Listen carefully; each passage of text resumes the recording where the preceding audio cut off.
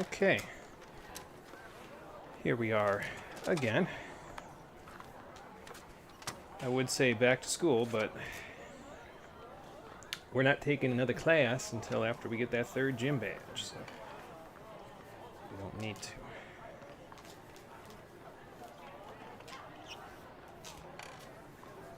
We can focus on our training rather than having to stop what we're doing again to take an hour's worth of classes. Although I think it only took an hour last time because we also had to do the events in between classes. I don't think those events happen for this round of classes coming up next, but again, we're going to wait on doing that until we get the third gym badge to begin with. So, let's see. Chris is here. Alola. Wait, different game. Indeed, though. I have been to Alola. It's, yeah, I mean, I didn't play Ultra Sun or Ultra Moon. Maybe they fixed the things I didn't like in Sun and Moon, but I played Sun, and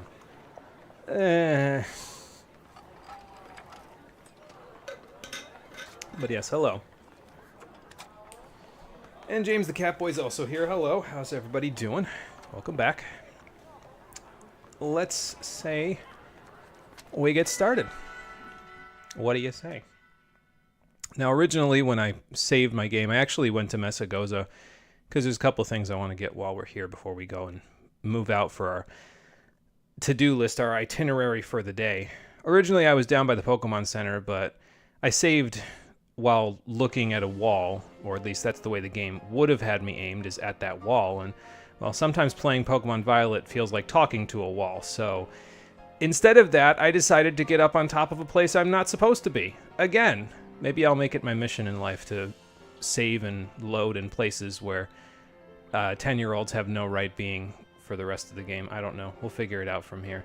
How you doing, everybody? Welcome back to Pokemon Violet, the Stream Edition. Let me get down from here without hurting myself and breaking my ankles. Last time, well, we got our second gym badge at Artazon. We took care of that with a Swords Dance Acrobatics Hop-Up, because of course we did.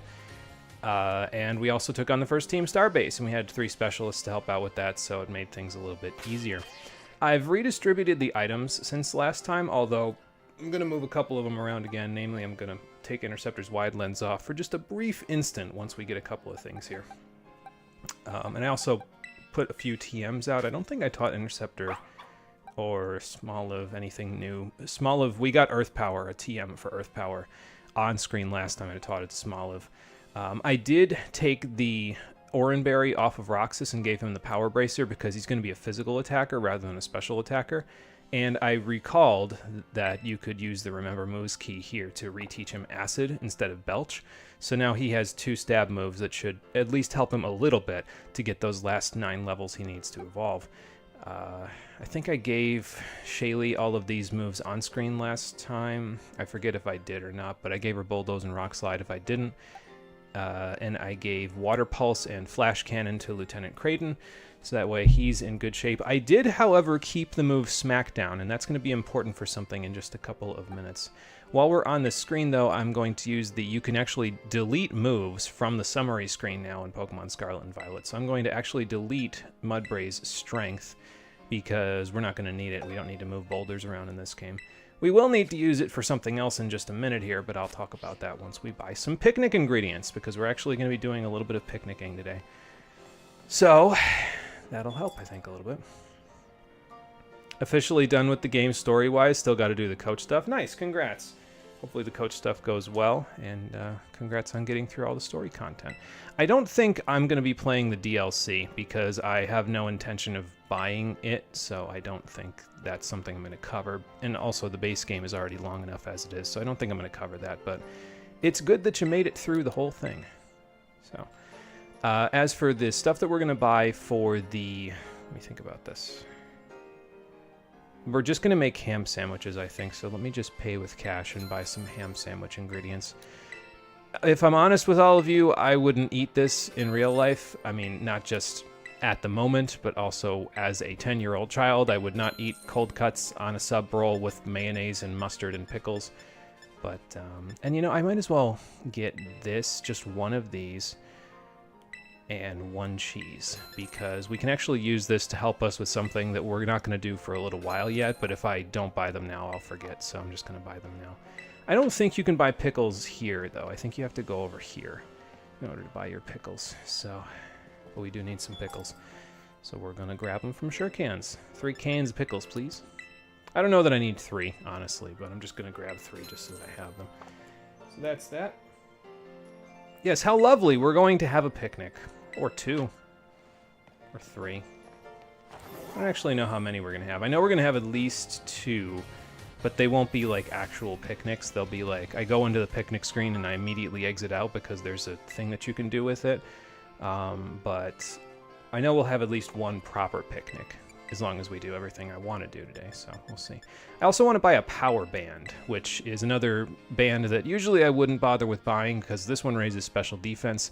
Can be useful for special tanking if you're going to have a special tank on your team, and in this particular case, it's more like insurance, basically, and I'm going to give it to Mudbray, because Mudbray is the insurance.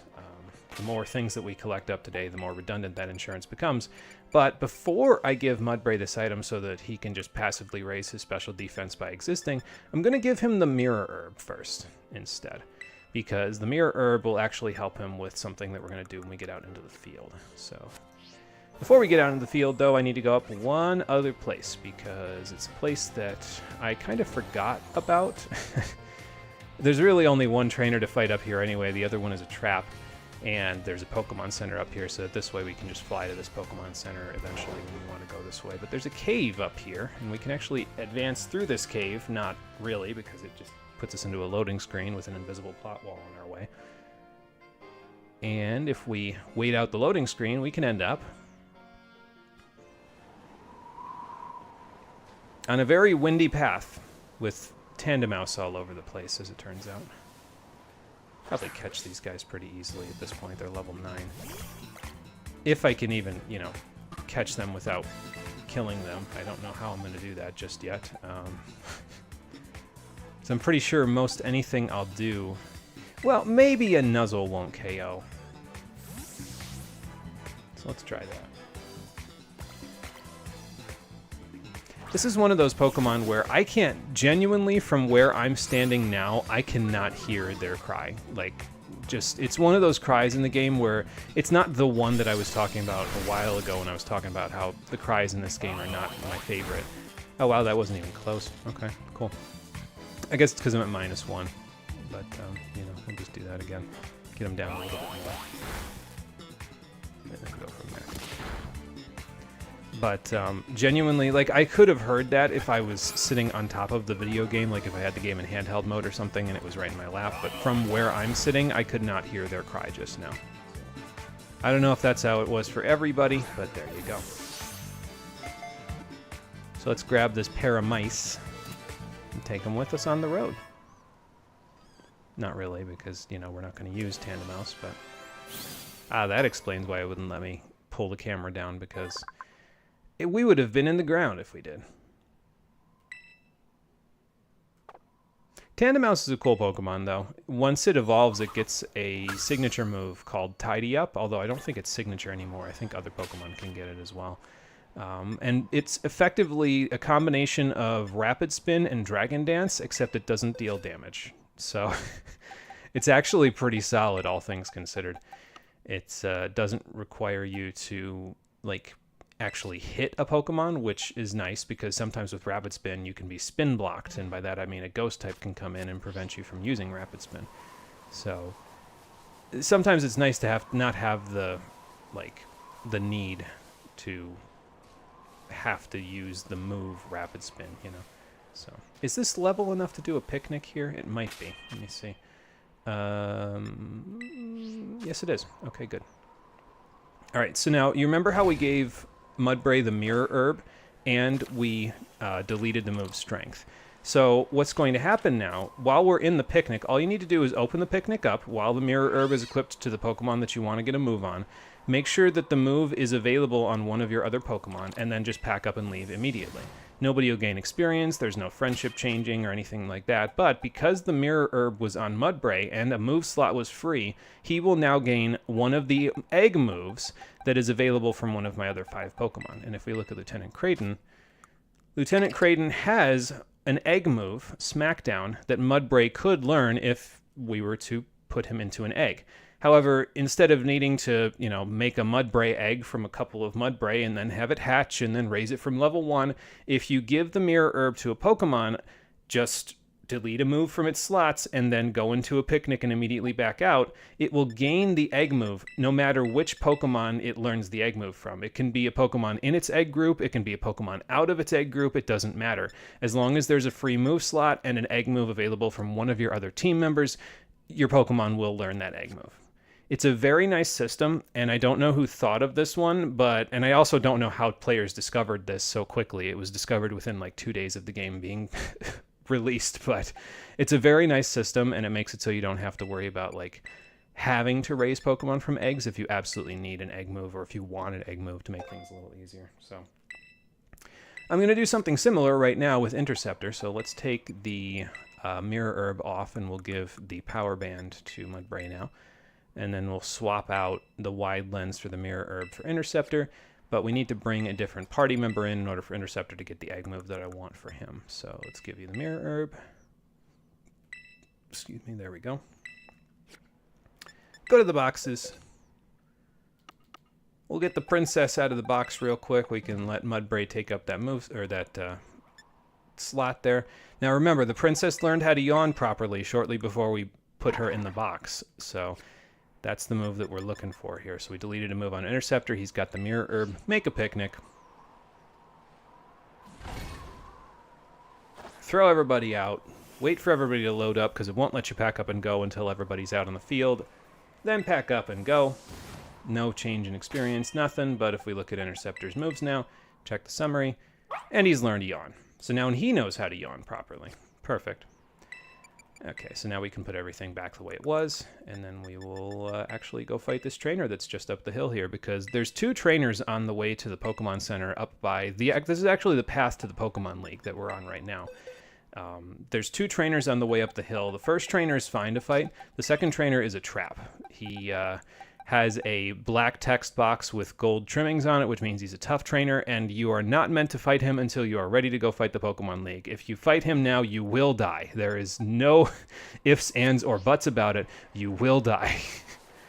But this trainer is safe, so we'll fight this trainer.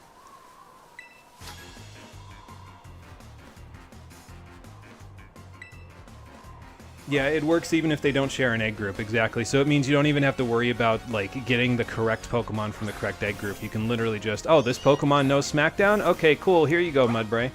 So it's pretty nice. It's a pretty good system, I think, all things considered. Legit curious what the midterm and finals are like for the Battle Studies class. Yeah, I guess we'll find out what they look like in just a little bit. Can I not dynamic camera this? No, okay, that's fine. I'm going to put this thing to sleep. Let's see if you learned how to yawn properly. I'm going to probably Fire Fang it or something. I don't want to KO it because I want to switch in Roxas, because then he'll get a little bit more experience. He needs a little more than Interceptor and Small Live Do right now to get to the next level, although they're all in the medium slow group, so that makes this a little bit easier, because then... Okay, good. You didn't quite KO. And the sleep proc, good. But I wanted them to kind of try to be around the same amount of experience needed to the next level. Similarly, Sandile is also in the medium slow experience group, so once those 4 all end up at about the same level, they'll level up evenly for basically the remainder of the game. And then, the only one that's in a little bit of a different situation right now is Lieutenant Creighton, because he's in the slow experience group, just like Arakuda was. So that means he will gain experience very slowly for the rest of the game, to the point where eventually I may want to consider giving him an item that actually boosts that experience gain, but we'll think about that when we get a little closer. But yeah, as you can see, Roxas and Interceptor are a little below Houseplant right now, experience-wise, so once we get them both up a little bit... Oh good, the payday gave me a little extra cash. And then we'll be good to go. Something tells me that's not going to go well for you, man. You can actually do that yourself if you want to. You can sit for the... There's an interview that happens at the Pokemon League to see if you can get in. And you can sit for it if you want, but, well, Won't end well for you if you try it before you've got all 8 badges, so... This is the guy that's the trap right here. Are you taking on the league? Not right now, I'm not, sir. But his Pokemon are, like, in the mid-50s. You definitely get your butt kicked right now. You could probably Salt Cure your way to victory, but... That worked on the Titans. Let's not abuse that anymore. So... Okay, so we'll heal up right here. I think if I remember correctly, if you wander around near this Pokemon Center, and also near the Cortando West Pokemon Center, there's a chance that you'll find an Eevee in the grass. I think the chance might be a little higher over by Cortando, though. So I remember seeing an Eevee here at certain times, but not really... That's a gimme goal, so that's not an Eevee. I remember seeing more Eevee over by Cortando West than I do around here, but... my understanding is that Eevee appears rarely near towns, so I think they're about level 10, which is not too bad. Should help a little bit. Let me see. Okay, Baton Pass TM. Not really what I'm looking for. If I remember correctly, there's an item somewhere around here that we can grab for something that we'll need later, but maybe I'll wait to grab it until we actually need it for something later. It's not something I absolutely need, but it's something I'm considering grabbing just because. And, yeah, so I think that's it. We've got that fly point now, so we can come back to the league when we're ready to go to the league. So now let's start working on the trainers we need to work on. If you'll recall, hang on. If you'll recall, before we beat Team Star, we actually beat one of the trainers on this route. But in order to get the clear amulet from this guy, you need to beat 9 trainers, right? Let me see. Yeah, 9 trainers total. And I know which ones I want to go fight. You don't have to fight these ones specifically, but I'm going to fight the ones that kind of either A, help me with Pokedex registry, or B, have larger amounts of experience to give because their Pokemon are either more evolved than just basic ones, or, you know, that sort of a thing. I'm also going to get the Watchtower up here as a fly point just because I've kind of made it my mission to show off as many of the fly points as possible, so why not? Might as well. Whoop, what do we got here? Oh, Flittle. I haven't caught you yet. Alright, well, let's catch you then, shall we? Let's see. Switching Roxasin might be a little bit of an iffy thing to do, but maybe I'll do it anyway, just when I do it. Maybe just get him in for one turn, probably get Psybeamed in the face, and then just get out. Okay, well, Confusion is probably just as bad. Yeah, just as bad. Lieutenant, can you handle this? Your Smackdowns and Vice Grips probably won't KO this thing. Water Pulse just might, though, because the Lieutenant here has the Mega Launcher ability, and it will boost the power of his already pretty strong special attacks even further if they are Pulse moves or Aura Sphere, or I think there's one other move that gets boosted that I don't recall, but not Flash Cannon. Flash Cannon's just there for coverage in case there's fairy types that are more weak to steel than they are to poison. Throw a rock at it. I'm going to be throwing a few more rocks today. Lieutenant Creighton actually has a special defense nature. I think it's... is it Sassy? Let me see. Yeah, it's Sassy. And plus special defense will actually work for what I want to do with him later on in the game. I've got a specific hold item that I think he's pretty much going to be made for. Because the thing about Clauncher and its evolution is that their move pool has almost no support moves whatsoever. And usually I like to have 3 attacking moves and a support move, but that doesn't really fly with Clauncher, so we'll just give him 4 attacking moves and give him a specific item that he will benefit from because he has 4 attacking moves. So he'll just get a passive bonus out of it. Could always give him a choice specs or something as well, but you know. Okay, so I think I might just give a quick potion over to Roxas real quick. There we go. And did Flittle go into the right box? Did I move over to box 2, or am I still in box 8? No, I'm in box 8. Okay, Flittle, time to go over here. There you go. Leave it on that box for now. Alright, let's grab this travel point over here. There's one trainer that I want to fight over here as well. There he is. And we'll go up the tower and we'll see what we can find there. I wonder if I should catch a Bronzor while I'm here. Bronzor is not a bad thing to look for if you're playing Violet version, because you actually need to fight a certain number of them in order to get something later on in the game. One of those Pokemon that a lot of people like to use. So A Fire Fang probably won't KO you, even if you don't have heat-proof. So, I mean, I have lots of special, or rather physical attack EVs, but at the same time, you're a Bronzor, so there's a lot of defense going on there. And actually, if you're looking for a steel type that has pretty good typing throughout the entire game, Bronzor and Bronzong are a pretty good match. Steel and Psychic with Levitate is really strong for a lot of this game's challenges. And Bronzor and Bronzong can learn some pretty premier physical attacks like Iron Head, Ice Spinner, and Earthquake. Zen Headbutt, I suppose, as well to take advantage of Psychic typing, but really, Zen Headbutt is the least of your worries. Iron Head, Earthquake, Ice Spinner goes hard into most of this game's bosses, and then you can get Stealth Rock so that you have a support move if you want to use it. I was strongly considering using a Bronzong in the team before I made the final adjustments.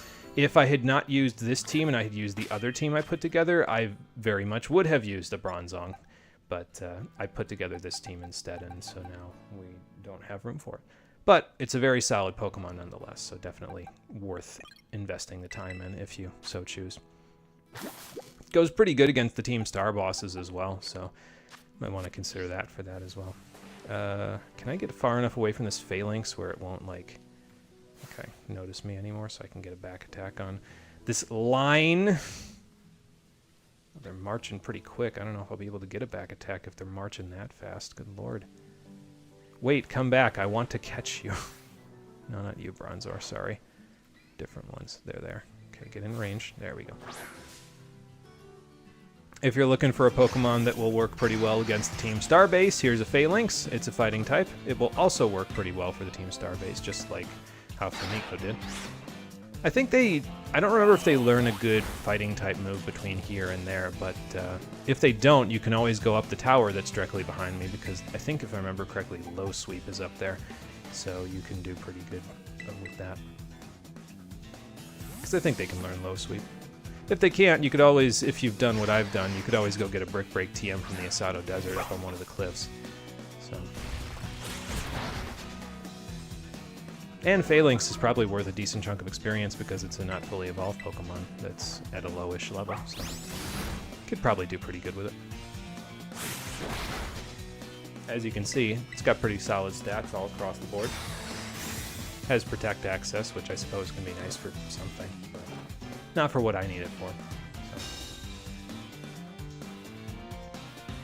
So. Slide the camera over so it's similar but not quite as correct as the regular camera.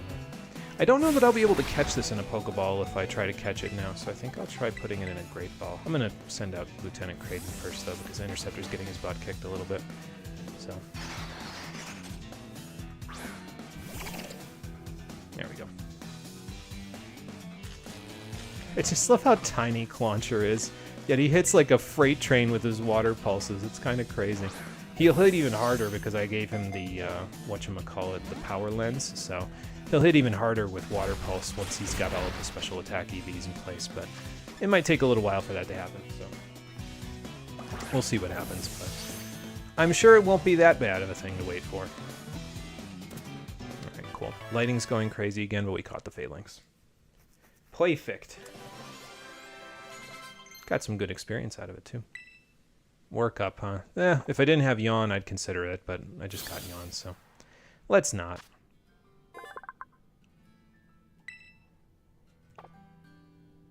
"9 feet long, huh? Seems more like length than height, but sure, why not? Alright, so that's that. That Phalanx is probably going to try to fight me right now. There's a Dusk Ball. There's a trainer, and then there's a an item on top. So who's doing what here? Let's see, 1108, 1031, 859. Alright, so you two need just a little bit more to catch up to Interceptor now. And probably Shaylee won't even see battle because she's just going to passively gain enough experience to get to 24 pretty quickly here, but we'll see. Maybe I'll be surprised.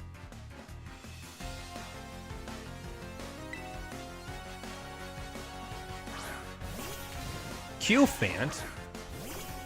I like Qfant. It's a cute little Pokemon. Not a big fan of its evolution, though, but Qfant's alright. And I just said probably Shaylee won't even see a fight, but here we go. Steel type, so send in the ground types.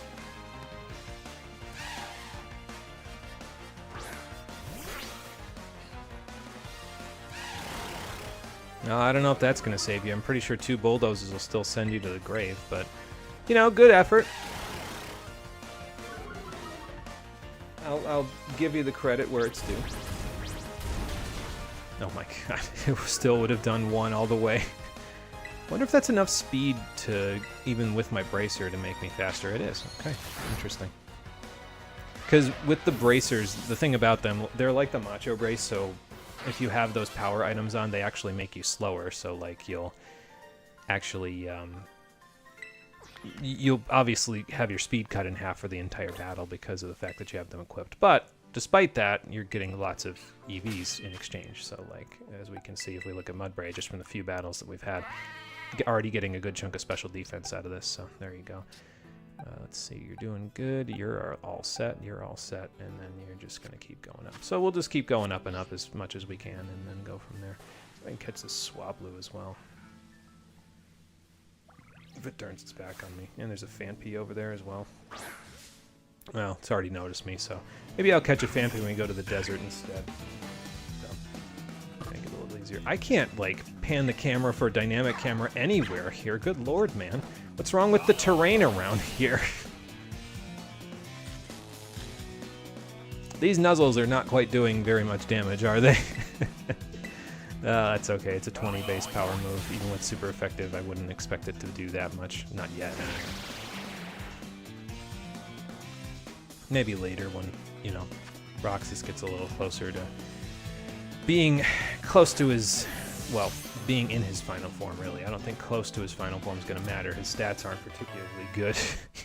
You see why I was concerned, though, in terms of, like, well, we're going to need some help with this team for a little while, because, like I said, I'm literally using a small baby as one of my team members right now. A house bud, I mean, Interceptor's a bred dog, so he's okay, but, like, he's probably our hardest hitter out of all of our team members right now, until we got Lieutenant Creighton. I think he probably hits the hardest now out of anybody. Oh, we can make another claim on the Pokedex. Okay, whoops, that's the wrong thing.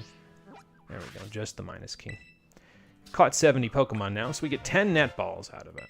So that means we can probably grab a few more water types, and we benefit from that because we get access to a water stone at 80 species registered, so there you go. Yeah, if you're playing Violet version, I think it's this version anyway, you're going to need 10 Bronzor fragments a little later in the game if you want to evolve one of the Pokemon that's exclusive to this game. So, well, okay, the Pokemon itself is not, the pre-evolution itself, there we go, is not exclusive to this game, but the evolution is, and the method of getting that evolution is also exclusive to this game and requires the 10 Bronzor fragments. Hopefully that makes sense. There's the low sweep TM, so we can teach it to somebody. I'll probably eventually teach it to Master McEwen, because I shouldn't need it on anybody else. Lucario has Force Palm if I need it, just chilling in the back, so low sweep will probably be better on Master McEwen. And here's another treasure chest, so let me see what I want to do here. Let's see, 774, 864, 692, so Smoliv out first. And then probably I'll have Mudbray swap in, just because he's the lowest level out of everybody.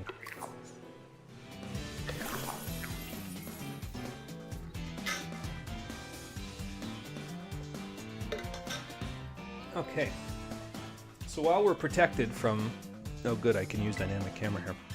While we're protected from half of this thing's moves, let's try out Earth Power. Very nice. Not even bad at all, Smoliv. And then Mega Drain just for good measure.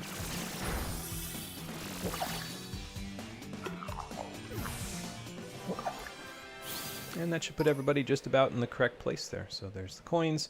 And now what I want to do is I want to, actually we can see it, I think, from here.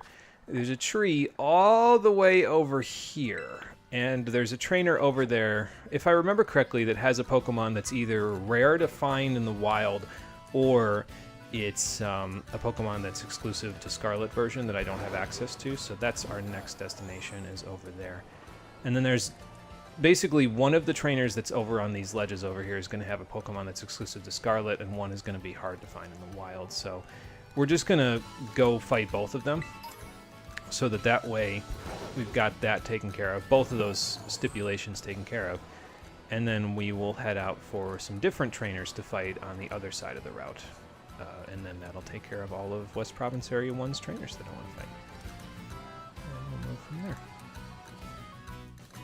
Might have to do some climbing to get up here, but you don't need to do some climbing normally. There's a cave that you can actually go through to get over here without having to climb up or down or all around, so. But we'll climb because we have access to the climbing ability, so why not? That's a big Swablu, holy crap. Maybe I try catching this Numble. This grass doesn't seem to be grassing, because otherwise I'd be hidden, and I am not. Nah, I won't catch the poor baby, it's sleeping. Why wake him up, you know? I'll just carefully take this ether and be on my merry way. Let's see. Oh, we're not quite at the point where I wanted to be here. We gotta go down a little further. Alright, down we go. Swablu, don't wake up, Nummel. Poor baby's sleeping. Let him sleep. There's a Cyclizar down here, though. Could try to catch this while it's got its back turned to me.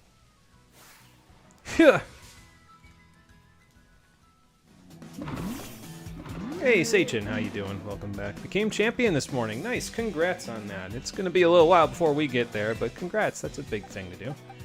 Cyclizar. Let's try Swift. It won't KO for sure, but see how much damage it does. Okay, not bad. Do we go into you and Nuzzle now? Or do we go into... Nah, Lieutenant Kraden's a little low on HP, so maybe we wait on that. I guess I could just Mega Drain as well, because that shouldn't KO. Ow! That did a little damage.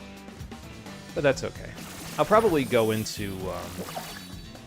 Roxas, and then I'll pivot a second time into Interceptor, so that way we can avoid any Dragon-type moves, even though Interceptor's a little low on HP. Or maybe I'll just throw an Ultra Ball at this thing and call it a day. I don't know. We'll see. Kind of depends on how I feel here in a minute. Yeah, I'll just throw an Ultra Ball. A taunt is fine. I'm not really worried about it. Although this might not catch because I haven't even inflicted a status yet, so if it doesn't catch, maybe I'll just Nuzzle once and then go from there. But, like I said before, the more of these we catch, the better our catch rates are going to be for everything after this, so it can only benefit us, you know. Oh, Mudbray's level 21, that's good. And yeah, despite being a cold-blooded lizard, Cyclizar actually has a mutual benefit from people riding it because they are warm-blooded and he's cold-blooded, so their body heat actually passes to him, so he doesn't have to sun himself all the time. I do like that Pokedex entry. That's nice, because someone was paying enough attention to be like, hey, this is a cold-blooded lizard. Let's make him so he warms himself by the body heat of the people that are riding on him. So, there are some good Pokedex entries in there. Okay, you two are in good shape. You just need to get a little experience to catch up, so let's give you a potion so you can catch up without feeling like you're dying in the process. And Shaylee, how much do you need to get to 24 here? 247, so you'll get there by the time Interceptor, a little after Interceptor gets there. So, alright, I think the trainer's right around here. Is that it right there? Is that her? I think so, yes. I think so. I think so anyway, we'll see in a sec. And then the other trainer is just further down this way, so. Yeah, this is her. Alright. Because she has a Sinistee. And we'll need to find a Sinistee later because there's something that I actually want to do with Sinistee, but we don't have to worry about that just yet. For now, 99% play rough. Just beat it up real quick, get a little bit, teeny tiny bit of experience, and then move on to the next trainer. Not enough to make a huge dent there, and that's the thing, is that the further along you go and the more experience you get, the harder it is for these trainers to really give you lots of experience, because the difference in levels is just going to make it so that there's a severe drop in the amount of experience that you get. So, what's this thing that I just ran into? Oh, Capsicid. Okay, I don't have you either. So, if you survive an Ice Fang, I'll catch you. How about that? Wow, it actually did. Okay, fair enough. Actually, we can evolve this right now because we have a Firestone, so I didn't expect it to live. But that's okay. She lived, so we'll catch her.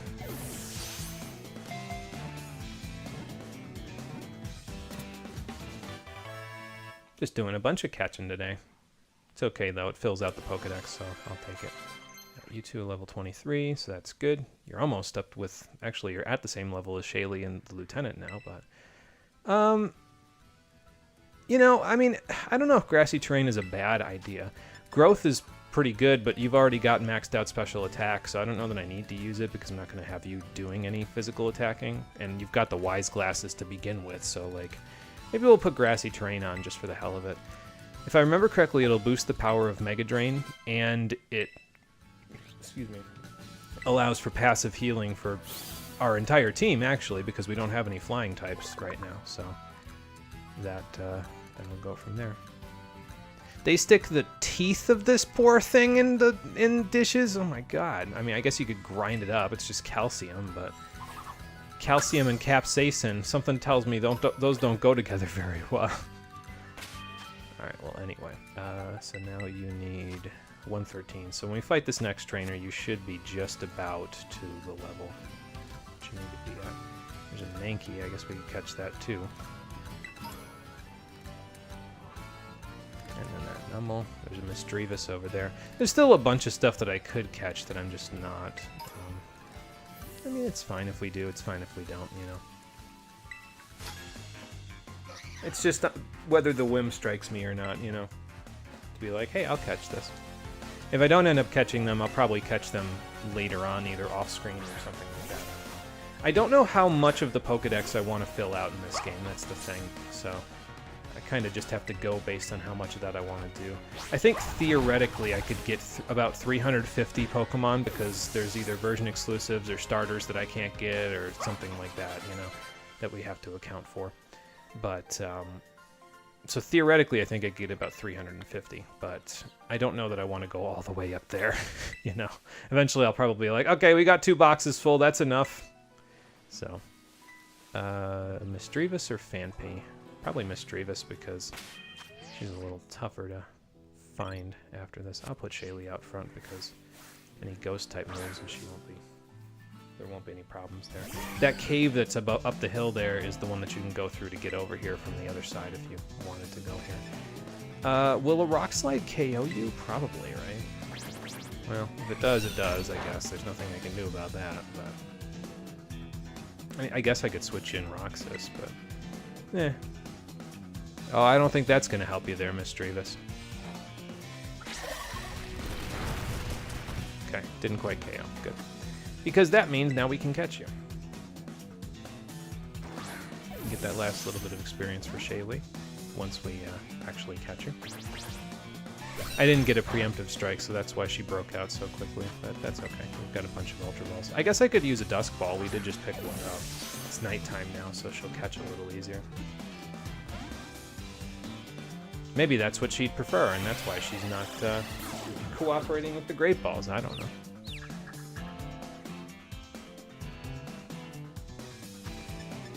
Alright, well, we'll try it. Why not?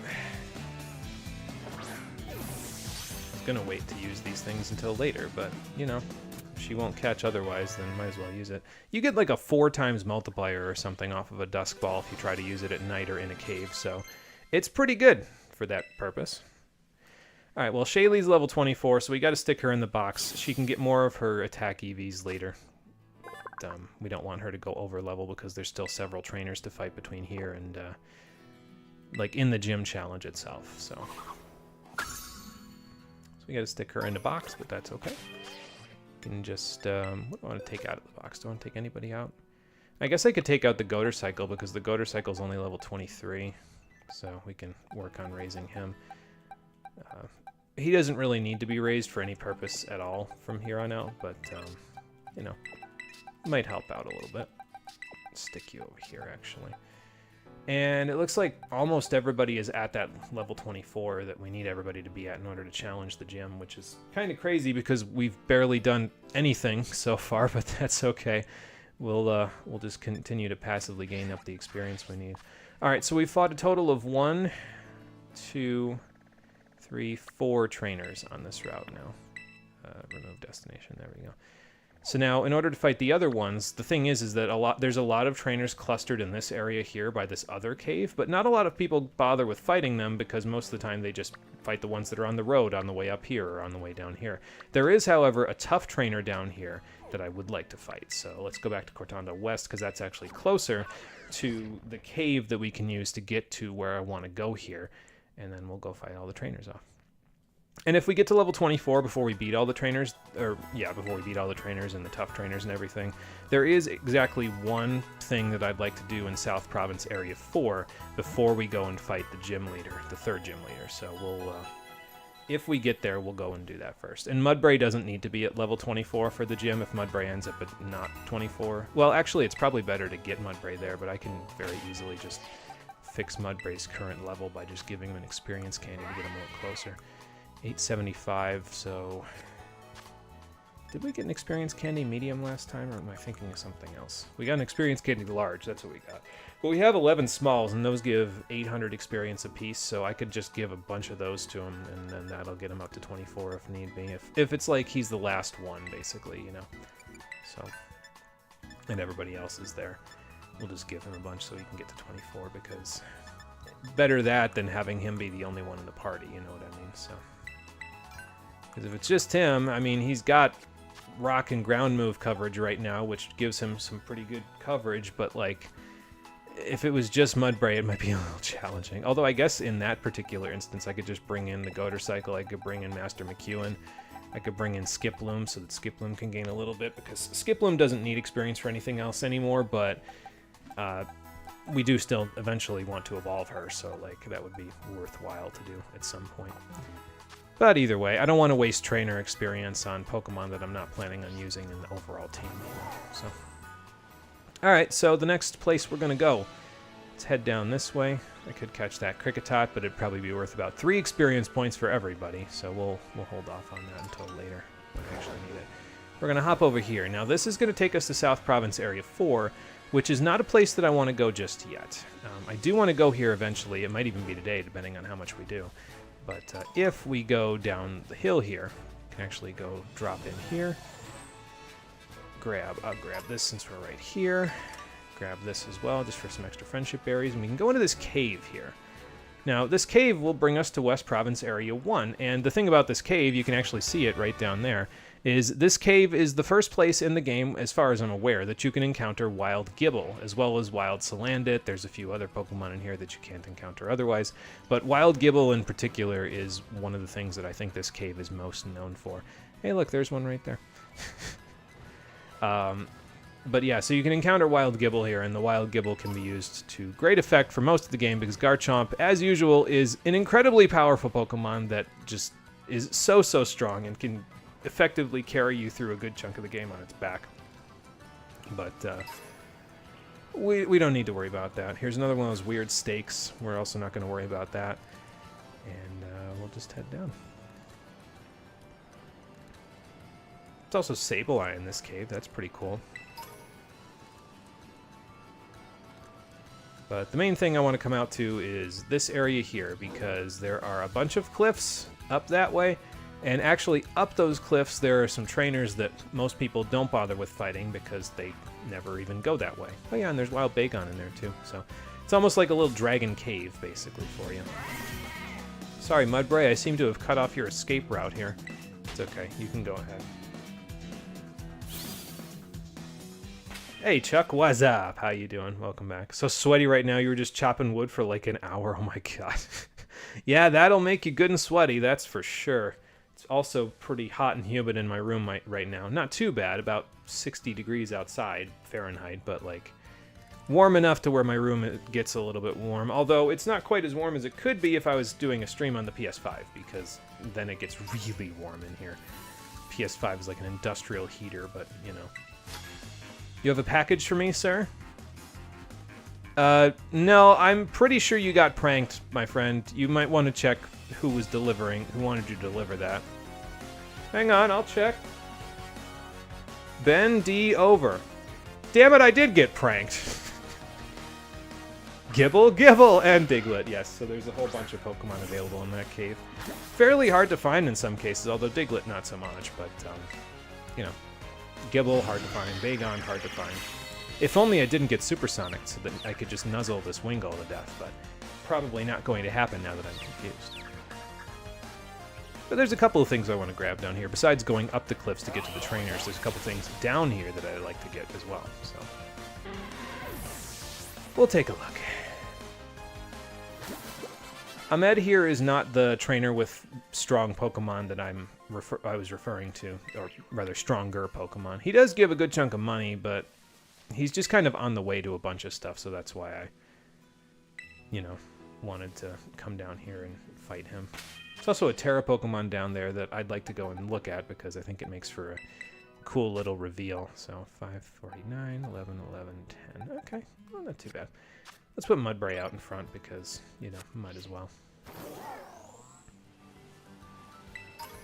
I'll just hop down the cliff. No, I won't. Never mind. There's items here. I was going to say, I'll just hop down the cliff and get there, but no, not if there's items to grab on the way. A few feathers here and there. Nothing particularly special, but going down the hill here.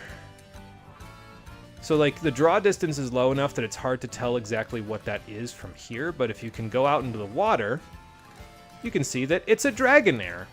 A level 54 Dragonair, granted, but it won't actually fight you. I think if you get close enough, it just kind of question marks at you. Oh no, never mind, it runs away. Well, my bad. Didn't mean to spook you. But, yeah, so then if you get far enough away from it, she'll come back up to the surface.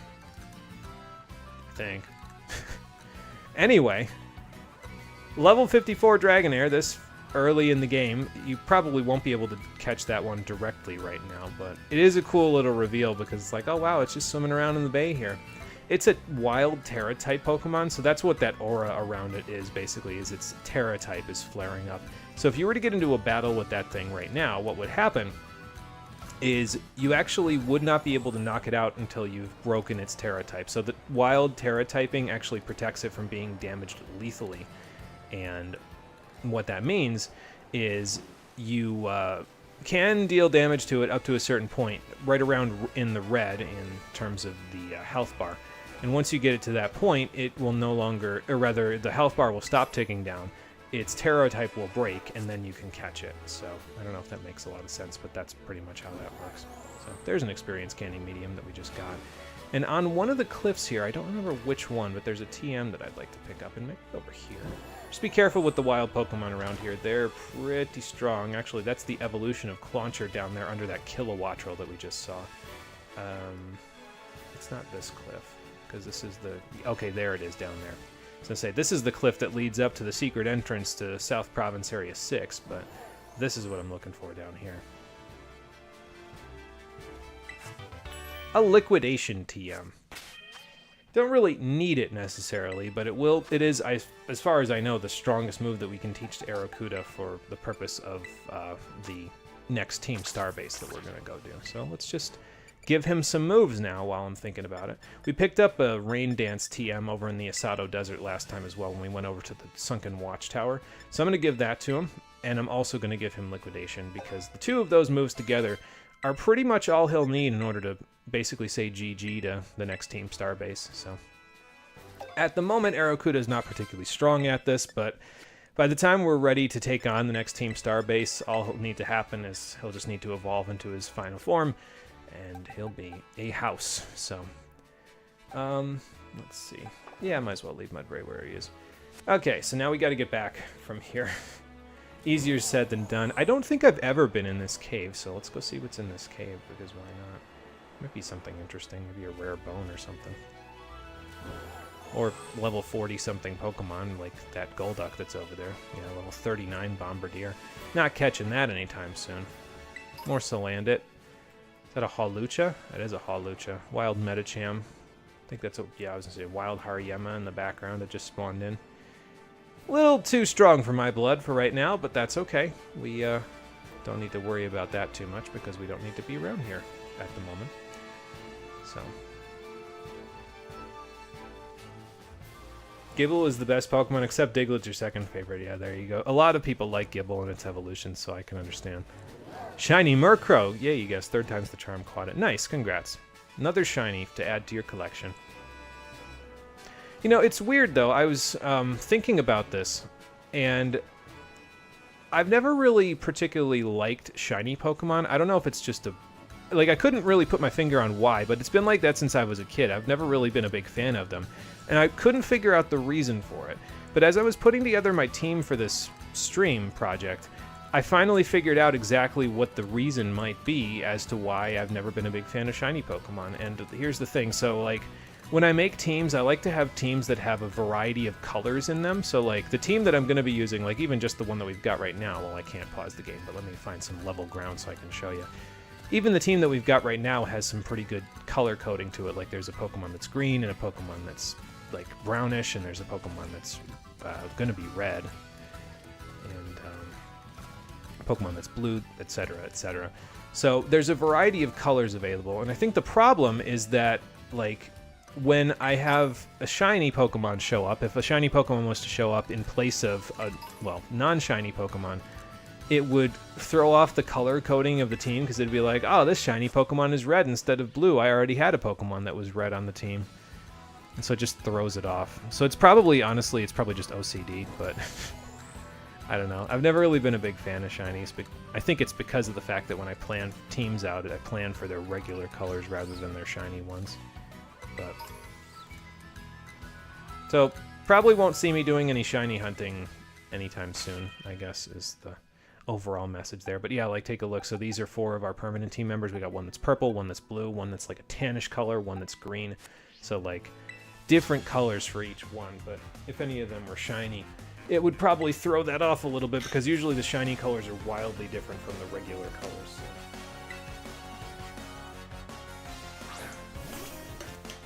Marin here has a Pikachu and also a Misdreavus, if I remember correctly. So she's got some good experience just hanging around in the back. I bumped the popcorn in my bed. So since she's got some good experience up on these cliffs, and you probably wouldn't be able to find her unless you were really going out of your way, we might as well take advantage of the fact that she's got all this EXP for us and just fight her out.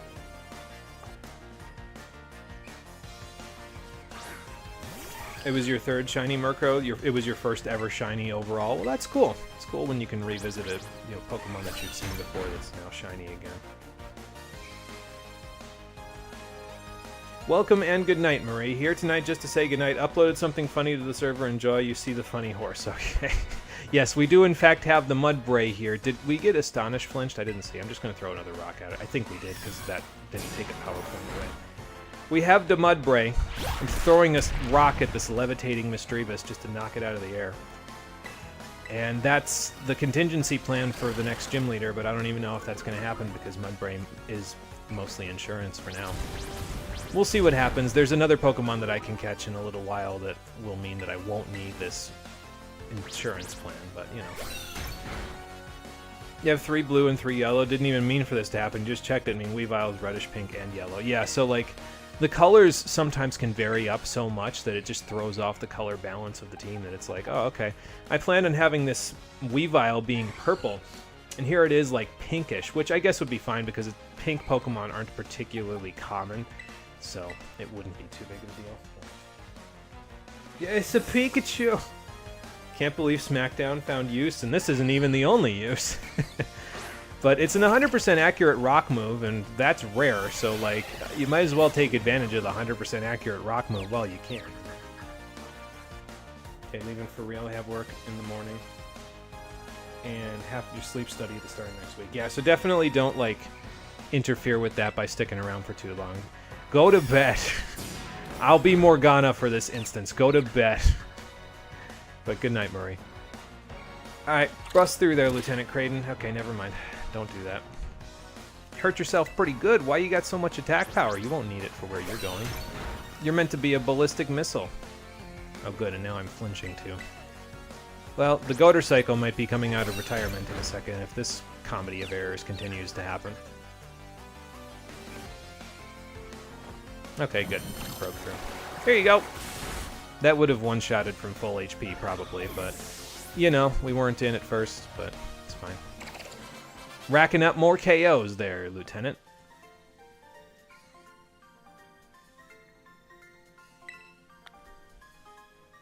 Yes, well, actually, no, I started out from the East Gate, eventually ended up on the West Gate, so.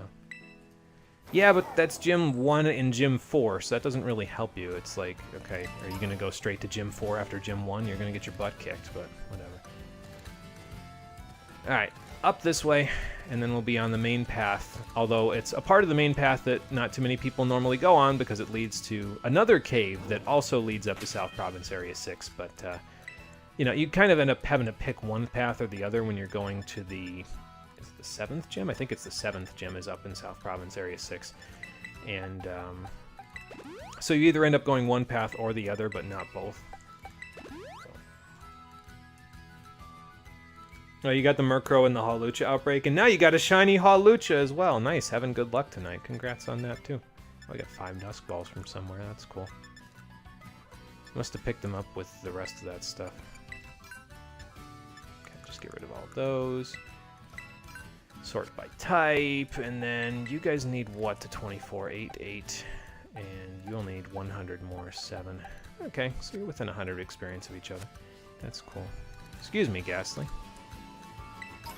Take this revive with me real quick. Surprise! Yeah, maybe I should have surprised you from the opposite direction so that you wouldn't fall. That would have been a very mean thing of me to do. I mean, he's probably got a Rotom phone, but at the same time, why would you risk that, you know? What do I want this Ditto to transform into?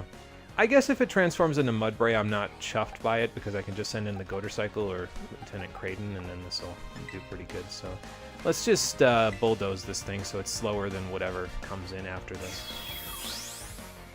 Mudbray versus Mudbray. I feel bad. I feel like I'm hitting myself in confusion here. Alright, Goater Cycle, let's finish this up. Yes, it's Yungoos, also known as Yunder Your Legs Goose. Flying between my shoes Goose because he wants to fight me, but I'm fighting someone else, so I'm preoccupied Goose. What a silly Goose. Have a Razor Leaf, friend. From one mountain beast of burden to another, have a Razor Leaf. Couldn't really figure out what I wanted to say there for a sec. Yeah, me too, because again, that would have been very not okay. Right, exactly. You could do that, or if you have the help feature on, you can actually go back up by pressing the Y button, so... I think I have that help feature on, I don't quite remember. 70 experience, the next thing, so, okay, well, that's fine. I'll take this, thank you. I'm going to leave Mudbray out, because if I remember correctly... This trainer has a Pincurchin. What I do, by the way, in case you're wondering how I figure out what each trainer has and how I know which direction to go, is there's actually a full interactive map of Paldea online. I think it's a Map Genie map, if I remember correctly. Like, it's on the Map Genie website. And I look at the map, and I can filter it by trainers, so I can actually see what is on each path, and I can kind of plan a route so that I can find the trainers that give the most experience and also find the trainers that are the tough trainers in each area, so that way I can, you know, excuse me, fight them in relative order, so that way I get the most experience out of each route. Yeah, I can imagine if they're anything like the Pokemon I saw in the caves down below this, I can imagine the next area is going to be pretty tough, at least for now. Got a shiny Psyduck on your water-only run, so you can't transfer it to your main account because you don't have online on that account. Oh, okay, yeah, so that would make it a little bit tricky to transfer, then you'd want to hold on to it since you don't have online on that one. Hate how there's one painted tree in the thicket. Yeah, that seems to be the one where all the Graphii seem to go, but I guess it works. Pincurchin. You've got an interesting looking face there, friend. Well, anyway, we almost KO'd with the Bulldoze. It's like one of the slowest Pokemon ever, so the speed drop isn't going to matter, but let's swap in the Goater Cycle just to spread the EXP around, and then we can go from there. One of the tough trainers is actually up on the cliffs here. But we haven't fought enough trainers yet for me to actually fight him yet, if I remember correctly. We need to fight, let's see, we did 1, 2, 3, 4, 5, 6, 7. We need to fight one more trainer before I can fight, no, 2 more trainers, because we need 9 total. And Lieutenant Creighton's level 24, so we can put him away. No, I think you should have been scared of the level 30-something, almost 40-something Pokemon that are up ahead, actually. So... But it's a good, if you're playing through this game without access to a map, like for the first time, it's probably a good idea to carry around a few Pokédolls, just because those Pokédolls can be the difference between whether you can run away from something or your entire team getting wiped, which would be not a whole lot of fun. So, yeah, just a word to the wise there. Master McEwen, why don't you come in and help out with this part? I don't know if we're going to need it, but, well, we might, considering what we're about to go up against, but we'll see. Alright. So, one other trainer up here, and then I think there's a trainer up on the ledge that's above us. The tough trainer, if I had climbed up the ledge there, basically the tough trainer would have been right there, but there's another trainer here, and then I think there's one up on the ledge besides the tough trainer that we can fight. I also need to blow my nose again really quick, so let me do that, and I'll be back in a sec. Then we'll fight this kid.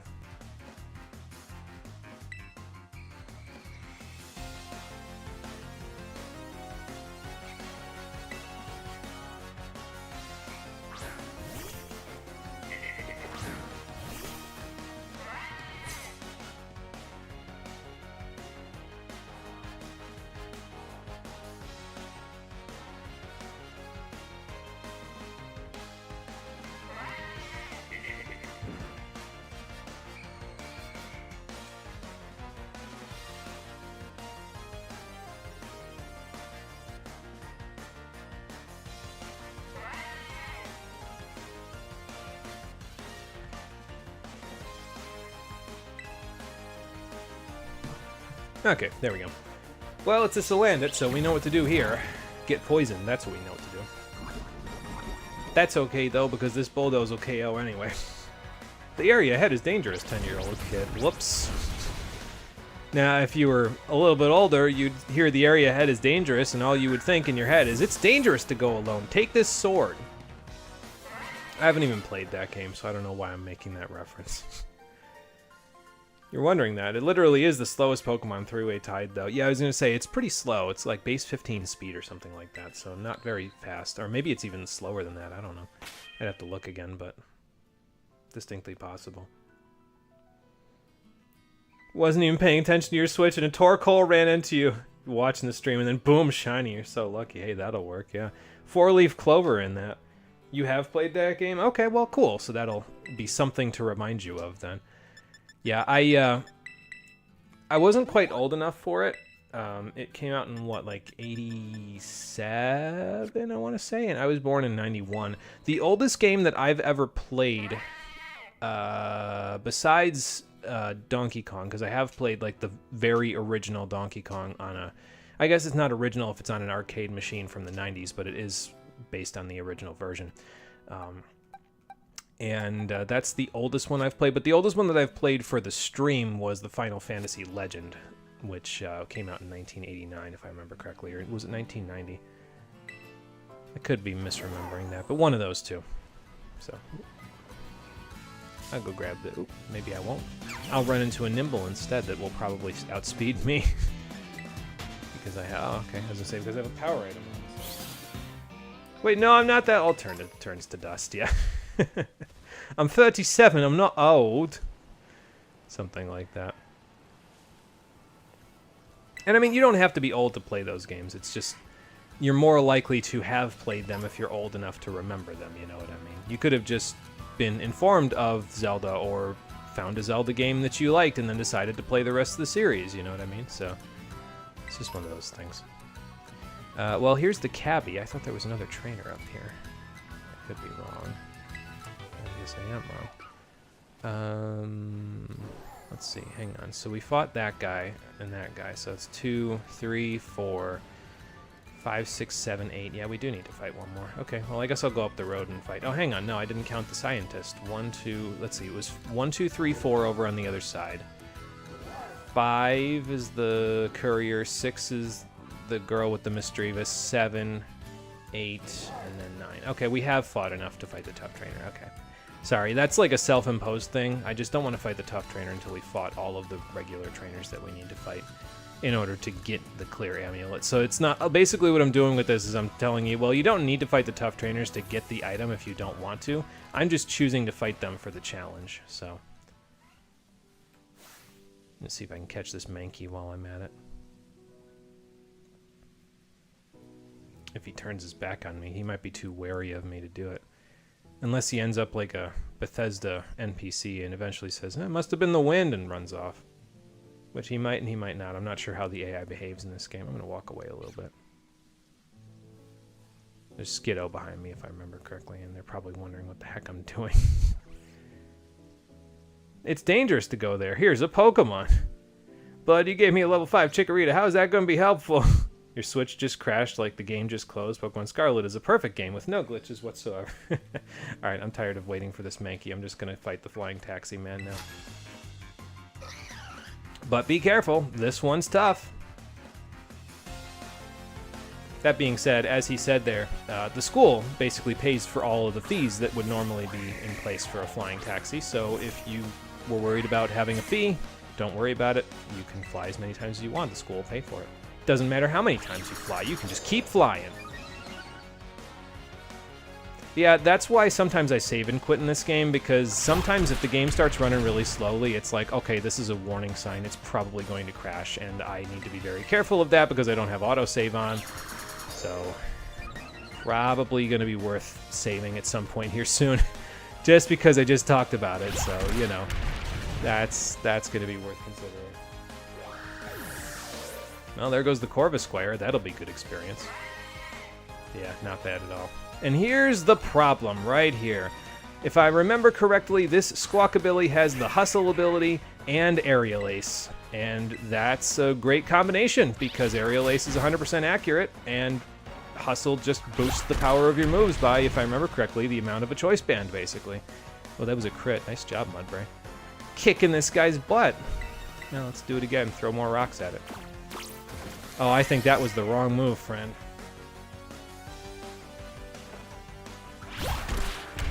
You don't need to taunt me. I was already going to throw another rock at you. Well, that takes care of the cabbie that I was worried about. Toxel's level 24, not bad. So if I catch one of these Mankey, actually, we'll have everybody in the main party at level 24, and we won't even be done with this province, or this area of the province, so... But yeah, there you go. So, alright, let's see if we can catch one of you guys, like maybe you, because you've got your back turned to me. Are you going to slide down the hill? No, okay. Alright, I don't think a Bulldoze will KO, so I'm going to do it, but if it does, then I guess we'll just get the experience for it and move on. It did KO. Alright, well, I overestimated Mankey's defense, or underestimated Mudbray's offense, one or the other.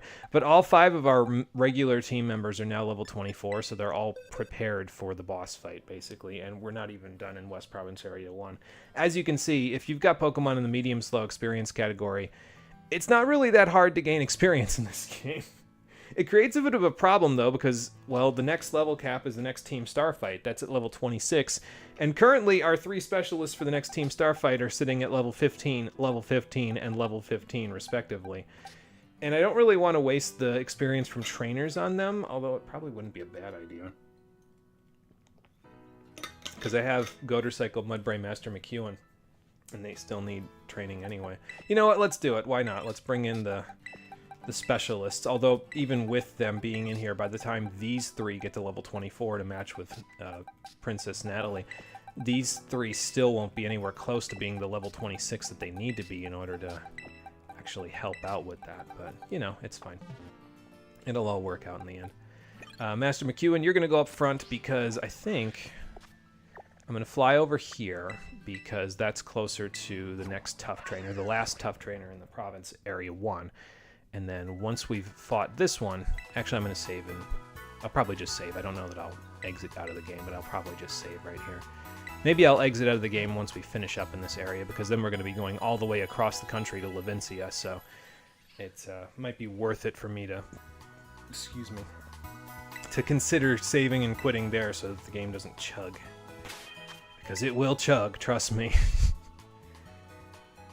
Alright, anyway, care of that.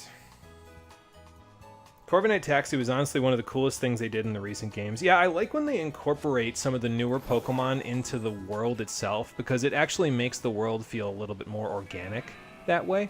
Like, it doesn't feel like some of the situations in this game where it just feels like they added stuff just to add stuff, you know? Like, that feels like a palpable reason. It's like, this is a gigantic bird Pokemon that's a steel type that can carry you, like, because it's already itself hundreds of pounds, so it has to be able to carry a large load just by itself. So that means you can use it to basically carry you wherever you want it to go. And that was cool. And in this game, it's like, well, Squawkabilly does it just because...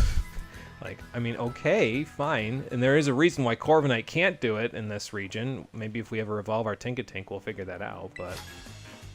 Anyway, here's another tough trainer. And she's taught her Pokemon some TMs, which might make it a little tricky. I didn't give Master McEwen Low Sweep. Well, that's fine. Should still be able to do some good damage to this. Oinkologne! Lechonk's evolution. We have seen it from a trainer before, we've seen it ourselves. But that's okay. It's still vulnerable to double kicks, so... Not quite enough for the KO, but we'll probably get Ice Fanged here in a second. That's fine, though. Oh, Play Rough. Well, even worse. That's okay. We lived, so that's the important thing. Your iPad lagged, and it just said, fight the flying taxi. You were so confused. Yes, fight the thing that's carrying you everywhere. Sounds like a great idea. Oh, boy. Luxio. I do want to switch, but we'll do it after this, so... You save 3 times after every shiny. Gotta be super prepared just in case. So, let's just send Mudbray in, and then the Goater Cycle can clean up if this Luxio causes some problems. It probably has Ice Fang, honestly, but, you know, probably it's going to use it because they just had a Flying type in, and actually that's effective against all 3, but nope, Thunder Fang instead, so that's your loss, friend. Ow, quit it. Okay, good. No freeze. Diglett evolves level 26, so thumbs up. Yes, exactly, and that's one of the reasons why I wanted to have it for the battle, because it's like, well, it evolves into Dugtrio at the level cap, so there's no better time to use it than the level cap. Yeah, Tinkaton. Tinkaton goes bonk. Yes, exactly. Oh, good, and Diglett's finally getting a physical ground-type move as well.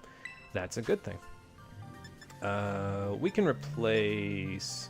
I'll probably put Sand Attack back on, honestly, because I don't see myself using Mud Slap ever again, so maybe I'll just do this and then replace Scratch or something. Because it's got ground and rock type coverage now. It's got Bulldoze and Rock Blast. So, and Rockruff's getting Howl. Which, yeah, we'll toss that on instead of Leer as well.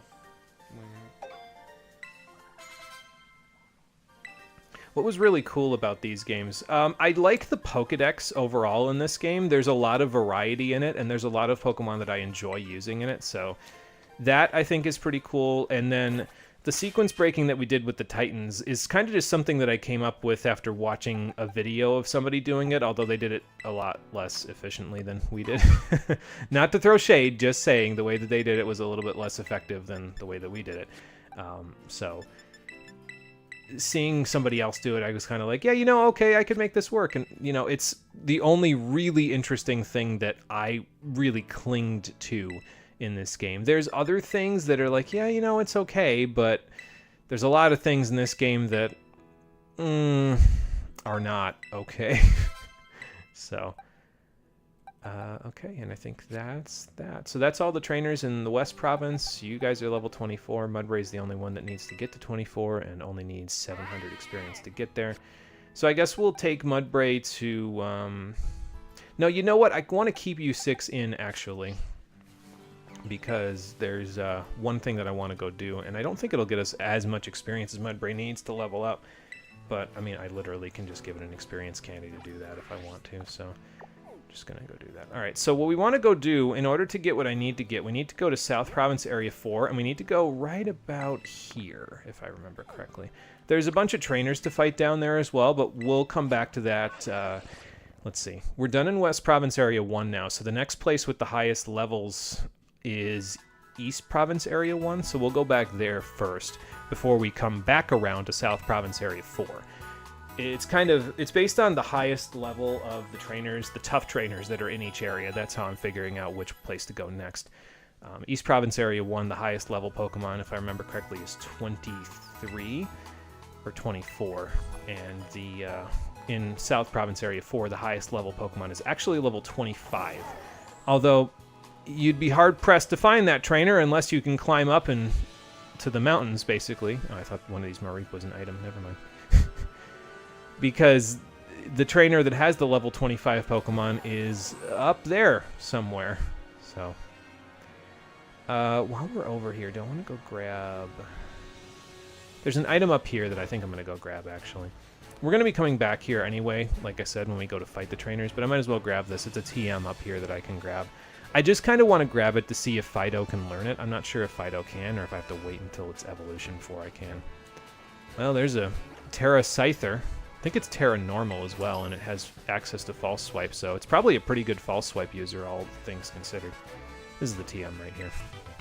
No, it's not. Never mind. I thought it was the TM. It's somewhere around here. Maybe it's not directly in this area. I can always look it up if I can't find it, but it's somewhere around here. Terra Dark Rookidee. Well, one of the only coverage moves that Rookidee gets is Dark, so... Do I already have one of those? I'm pretty sure I already have a Rookidee, though. Let's see. Here somewhere. Is that a no?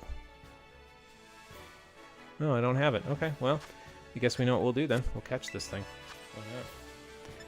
Yeah, you know, well, actually, before I do that, let me continue to forget. Before I continue to forget, let's teach Low Sweep to Master McEwen there.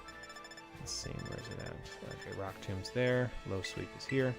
There you go. If I remember correctly, it's one of the strongest fighting type moves that he can learn for a little while. I think later on he gets access to like close combat or something, but it's going to be a while before we even have anything remotely close to access to that. I could also give him Aerial Ace, but I don't think he needs it all that badly. So, all right. Yeah, Sand Attack, as far as I'm aware, is the only ground-type move that can actually hit flying types. So it's got some situational use, to be fair. It's not exactly going to deal damage, but, you know. Can't tell you how much you want to close the software when it says don't close the software. Fair enough. You know Doug Strio's exact stats, because it's the best. Not to think of it, also gave us Larry, so there's also that. Hot take on Larry. I don't know that I like him the best. He's probably the second best gym leader in the region, although that's really not saying much.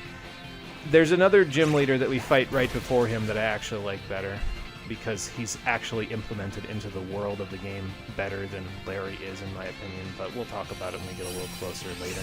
But Larry has serious meme potential, so I can completely understand why people like him. Okay, I didn't say let's go team at the beginning of this one, but it wasn't going to be a hard battle to begin with. Rookidee, you're mine! Alright, Chuck, see ya in a minute. We'll catch this thing, and then we'll go from there. See if I can find this TM that I'm looking for. It's the second copy, and I think it might be the only other copy of it on the world map. There might be one more, but I could be misremembering, so... Alright, there we go. Got the Rookidee, got a tiny mushroom out of it. I haven't been selling my stuff, but that's because we haven't really needed to sell anything for any reason, so... you know, maybe I won't bother looking for this because I don't even know exactly where it is now that the Rock Tomb TM was there. It's around here somewhere, but when we come back to South Province Area 4 later, I can always look for it instead. Heck, it might not even be here. I might have just been thinking of the Rock Tomb TM instead of, like, thinking, oh yeah, it's definitely here. Or maybe it's up here. No, this is it right here. Never mind. It's a good thing I didn't go looking later because I would have forgotten about this TM for Body Press. We already got this for Knuckle Stack, but now we can check and see if Fido can learn it. If Interceptor can't learn it now, he's evolving in a couple levels anyway, so like he'll be able to learn it soon. I just want to check and see if he can learn it now. No, he cannot. Okay, fair enough. I guess it makes sense because, see, the thing about Body Press is that it inflicts more damage the higher your defense stat is relative to the opponent's. So, at the moment, Fido's defense stat is... I mean, it's good, it's just nothing to write home about, but once he evolves, his defense stat will get noticeably higher, for one thing, and for another thing, he'll gain a new ability, besides own tempo, that will actually make his defense stat even higher in certain circumstances, so that'll be worth considering when we get there. Another Terra thing over here. There's a trainer over here too, although I think she's over by the tree there, yeah. So, let's see what's in this one. Terra Steel Fanpy, 2 stars. Yeah, you know, why not? Let's give that a shot. I think if I remember right, 2-star Pokemon are level 20, which will be a little more of a challenge for Master McEwen, but he's still level 24, so it should be a little easier to do. Don't know that Terra Steel is the best for a Fanpy. You'd probably want Terra... I don't actually know. It kind of depends on what you want to do. Fanpy has a pretty wide move pool, but that's okay. Axe Fanpy. Alright, let's go, team!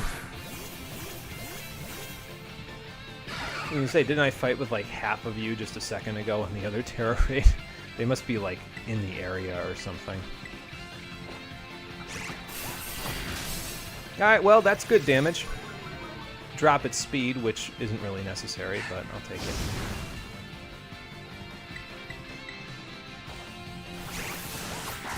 Oh, good. All-out offense this turn. Wow, that did a lot of damage. Good work, everybody. One more turn, and we should have him. I want to conserve a little bit of HP on Master McEwen, but I suppose I have potions if I need to conserve that HP, because, well, Master McEwen's probably going to be the main one to quote-unquote tank in the next fight that we're going to do, but it's not strictly necessary that I do that because, like I said, I got potions. As far as this Fanpy goes, well, you already know what I'm going to say. You're mine! You think they practiced that synchronized throw beforehand? I like to think it's just we're all so in sync in the Terra Den that we didn't even need to practice. We just did it. It's like you all focus up or something like that because you know you gotta lock in here, otherwise the Pokemon just will kick your butts. So, I don't know why they separate all these experience candies. Like, we got 3 small experience candies, and then 1 more, and then 1 more, and then 1 more. But even from 2-star raids, as you can see, you can get some pretty good experience candy out of this. You can even get experience candy mediums out of 2-star raids, which is quite a lot. For reference, some of the highest level rewards that you can get from taking your tests at school are experience candy mediums, rather than, like, you know, larges or something that would actually be worthwhile. So... if you can get those from 2-star raids, that feels just a little bit out of balance with the rewards you get from school. They're not the ultimate, like, the final rewards you get from the classes, but they're some of the final rewards you get, so, yeah. Also be careful, because Fanpy just playing around with its trunk will literally break your bones, but, you know, just don't have your arm anywhere near it while it's playing around, Smile. Oh, I got a full heal out of that, cool. Alright, well anyway, back to exploring. We can also, so that way we don't have to do this later... Wow, another Pterodon? We can grab the watchtower here, so that way we can just fly back here in a second. Or not a second, it's going to be a little while before we do this. A Terra Ghost 1-star Drowsy. Okay, well we don't have a Drowsy either, so we might as well just grab this too. Terra Ghost. Let me see here... So you want Ghost or Dark? I guess Shaylee can do it. She's got Bite. Why not? Ah, Cursed Dex entries. Our beloved, yeah. It's the only time it feels like some of the developers are having fun is when they rate these Cursed Dex entries. Because then they can go out of their way to make things a little bit more adult, I guess, or a little bit less kid-friendly than they would be. Alright, let's go, team!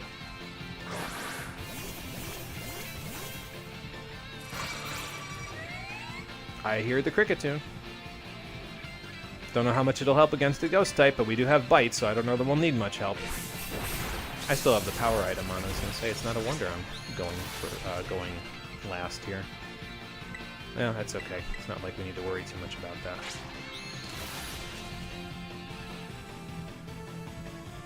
Speaking of cursed dex entries, let's see what kind of crazy shenanigans they've come up with for Drowsy in this one. I don't remember if I've ever even... I've probably caught a Drowsy, but I don't remember if I've read its dex entry, so... Probably should have used an Ultra Ball for color coding, but oh well. Drowsy, you're mine! I say that with less enthusiasm because most people aren't particular fans of Drowsy. Because Fire Red and Leaf Green turned it into a child kidnapper, but... No, actually, that's Hypno. But, you know, Sins of the Father and all that. So yeah, sometimes it's just fun to wander around the world in this game. Like, I find just exploring around the world itself can be fun, even though the areas are flat and don't really have any features to them. But I think that's just inherent to the fact that this is an open world game rather than a thing that's inherent to Pokemon. Or maybe it's just a little bit of both. Like, it's the combination of, I can explore this open world while catching Pokemon. But, yeah, I don't know. There's just a little bit about it that... There's a few things about it that I do enjoy, but there's a good chunk of things about it that I don't as well. So, I should count and see how many Pokemon we have if we evolve all of them fully now. Because we got to be getting... We're above 100 at the moment total for sure, because we've already got like 70-something dex entries, but, you know. Alright, so here's the fly point for this area. This is also where you can pick up the item once you've defeated enough trainers in South Province Area 4, but we haven't defeated any yet, so we eventually will once we defeat 5 trainers. You know what? I'm going to go up and fight the Gimmighoul as well while I'm here, just because that way I can guarantee that we got the fly point here. There's also a Gimmighoul down on the ground, so if you hear it grumbling around down there, it's because it's down at the base of the tower. It's not a chest, though, so it's not a big one. It's probably only got one coin in its hand. And I don't want to take its one and only coin. It worked hard to get that coin. I'm not a steal from the poor, give to myself kind of a person, you know. Drowsy and Hypno are never escaping the allegations. No, probably not, honestly. And it's kind of sad, but... Well, it's the way it is, you know. You know what, Aracuda, why don't you go first, actually, because you could use a little bit of extra experience, and you have Bite, so... Granted, Bite's probably just going to rattle this Gimmighoul, but... It's okay. I'll be rattling all of its coins around in my pocket in a minute.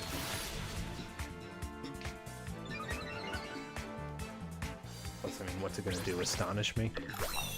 I guess Astonish can be a problem, actually, if I give it too much speed, because then, you know, it'll go first and Flinch me, but... Yeah, it's fine. I'm still faster. And GG. Alright, there we go.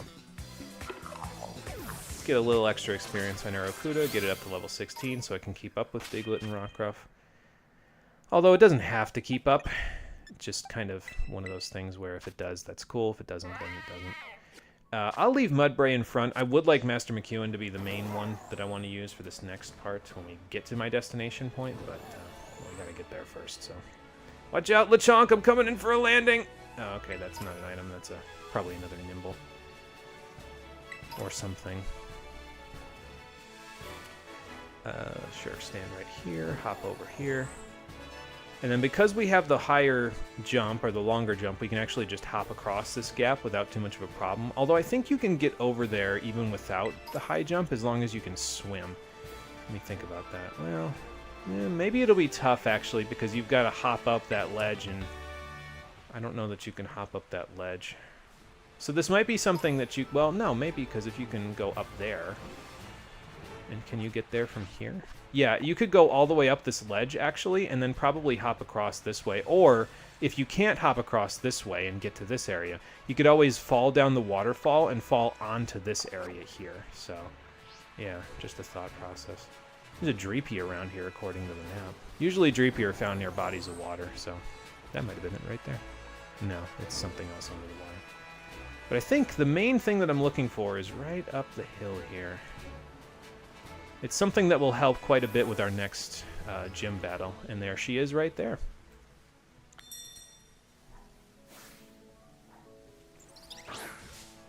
Probably just sunbathing at the moment, so sorry to interrupt your sunbathing.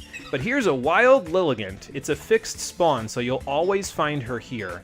And you know, actually I didn't bring what I wanted to bring with me into the fight here. I was going to bring in... I caught another Squawkabilly off screen.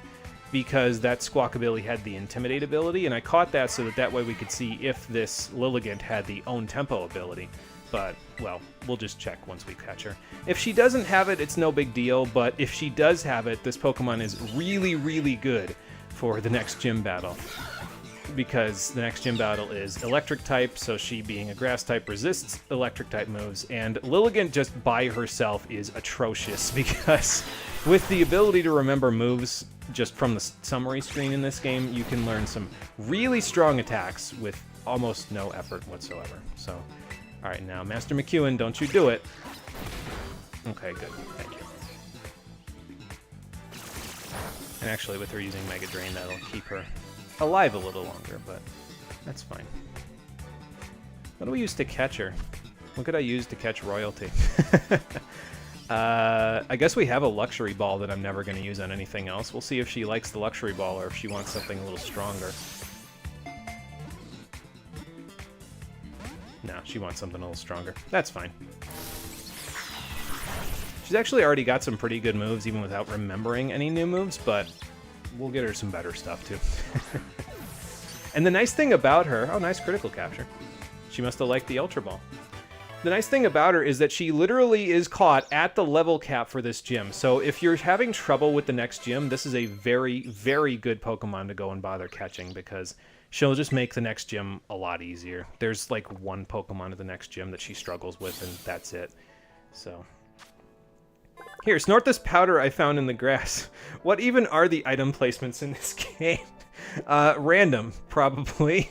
The TMs are probably not placed randomly, but... God, I wouldn't be shocked if some of the items that they placed in here were just placed by an algorithm of some kind, if I'm honest. Like I don't know if they would use AI for something like that, but I wouldn't be shocked if they used some kind of weird pseudo-random algorithm to just place a bunch of stuff. So yeah, that's the thing I'd go grab. There's also Dragon Terra Shards over here. And again, if you don't have the ability to high jump or glide yet, you could always just go up there on top of the waterfall, go into the water, fall down the waterfall, and then just aim for that area over there. This cliff that's right here. And if you want to make it a little more free, you could always quick save at the top. I guess it's a little far to fall, isn't it? But you could end up down there. Basically just quick save, fall off the waterfall, try to aim for that spot over there. If you don't make it, just reload and see if you can do it from there.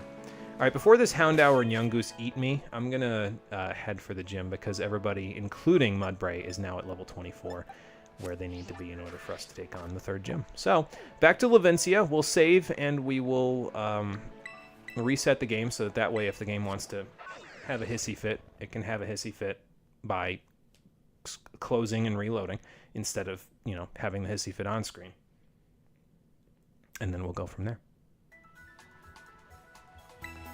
Those Dragon Terra Shards, you probably, if you need Dragon Terra Shards for some reason because you want your Terra type to be Dragon later, you're going to get 50 of them for free by completing one of the school events, and it's one that we can actually complete. So, like, don't worry about those ones that we just got. You can probably just sell those off, which I'm going to do right now, actually. We haven't sold a bunch of items, but we have a bunch to sell, so might as well do it. All right, get that down to 15. There we go. Good lord, I have a lot of revives. Don't need any of those or any of those. Sell those. Probably should keep the paralyzed heals considering when I'm about to go fight, but it'll be fine. If I use them, I use them, you know. Don't need nest balls. I'll keep the dusk balls, but I won't need the repeat balls because any repeat captures in this game just end up being critical captures anyway, so I don't know if that... It kind of defeats the purpose of repeat balls now, though, doesn't it? Because, like, if you're just practically guaranteed to catch something if you're catching something you've already caught before, why do you need repeat balls? You know, like, that was the point of repeat balls, is making it a lot easier for you to catch things you've already caught. But if you pretty much can just automatically catch them because you get a critical capture, do you need to have that happen? It just seems weird to me. I'll only need one false swipe TM, so sell that off. Metronome's fine. Don't need to... How are we doing on coins? Oh, we're over 300 Gimmighoul coins now. That's good. Sell that pearl string. Oops. No, actually. There we go. And then all of these are good because... Oh, you know what? I forgot to do something. There was one thing that I need to do for picnics that I forgot to get because I actually sold them before this. You need to make sure you get picks for your sandwiches. There's picks that you can buy at the shops, and we'll go back to Mesagoza and buy them before I go picnicking. But if you don't have picks, you can't make the sandwiches. Just period, flat out. It won't let you make them. But here's 75 grand that we've just randomly picked up off the ground. We're at over 100,000 Poké Dollars, and we are well before the halfway point of the game. So,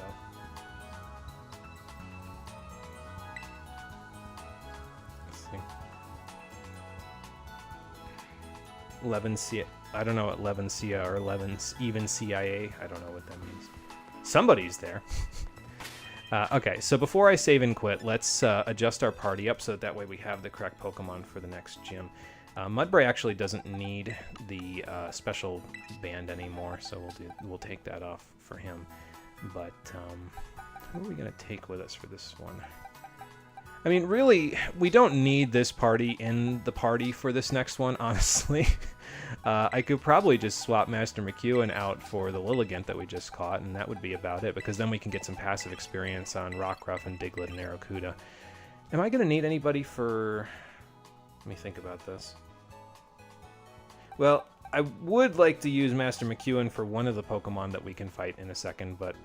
No, you know what? Actually, here's what we're going to do. We're going to put these Pokemon in here for now, and we're going to get out the regular party, because the regular party can be used for the fight that happens before the gym fight happens, and then we'll pull this party back out when the gym fight happens. Because when we go into the gym, well, Nemona's been holding off on battling us for the past couple of times that we've gone to the gyms, so you know that she can only hold it in for so long. She probably will want to battle us after before we do this gym, so... Since I'm well aware of the fact that that's going to be the case, let's just bring the party members in and we'll just leave them here so they can help out with the gym itself.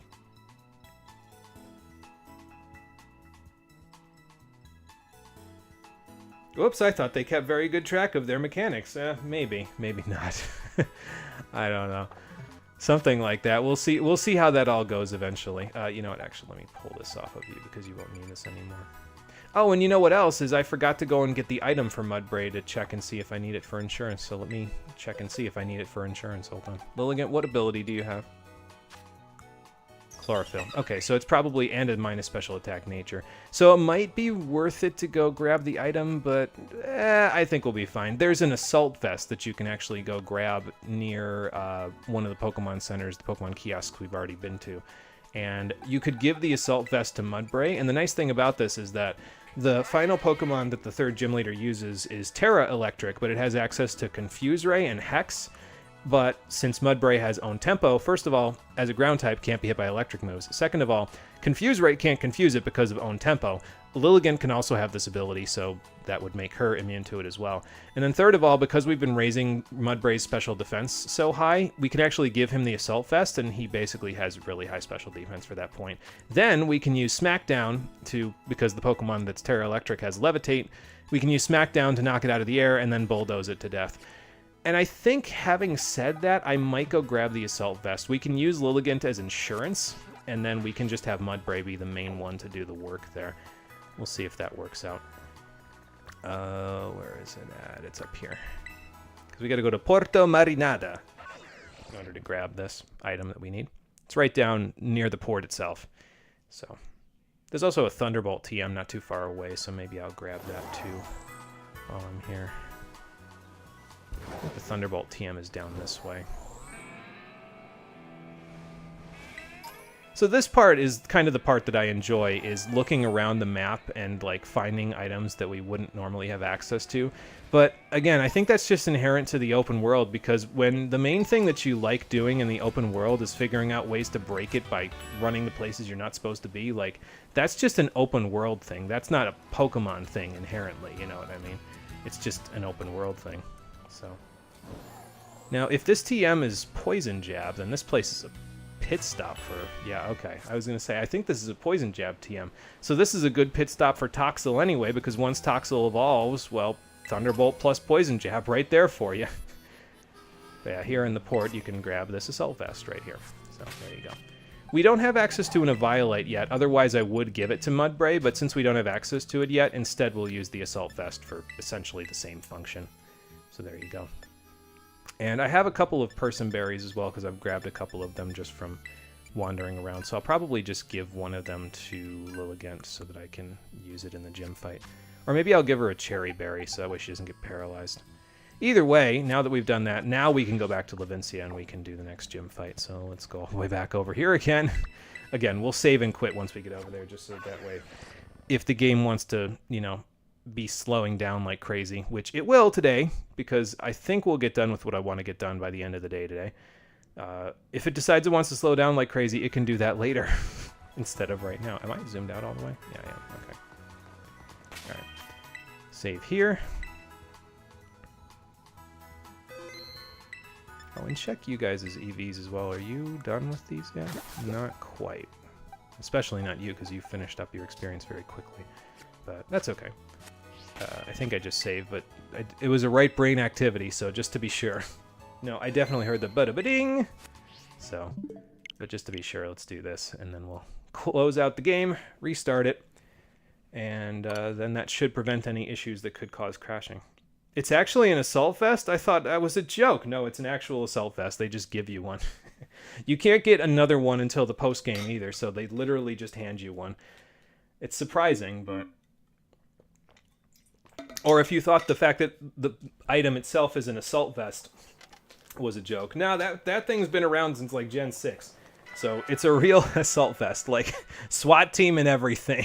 I don't know what SWAT team wears bright red going in for a SWAT raid, but, like, apparently in the Pokemon universe they do. So, all right, how do I want to do this? Am I good with the team that I have now to fight the rivals team? I might swap up actually a little bit. I'm gonna have, let's see.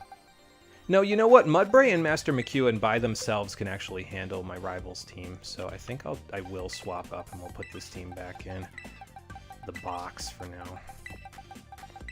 Just get more passive experience for our specialists here.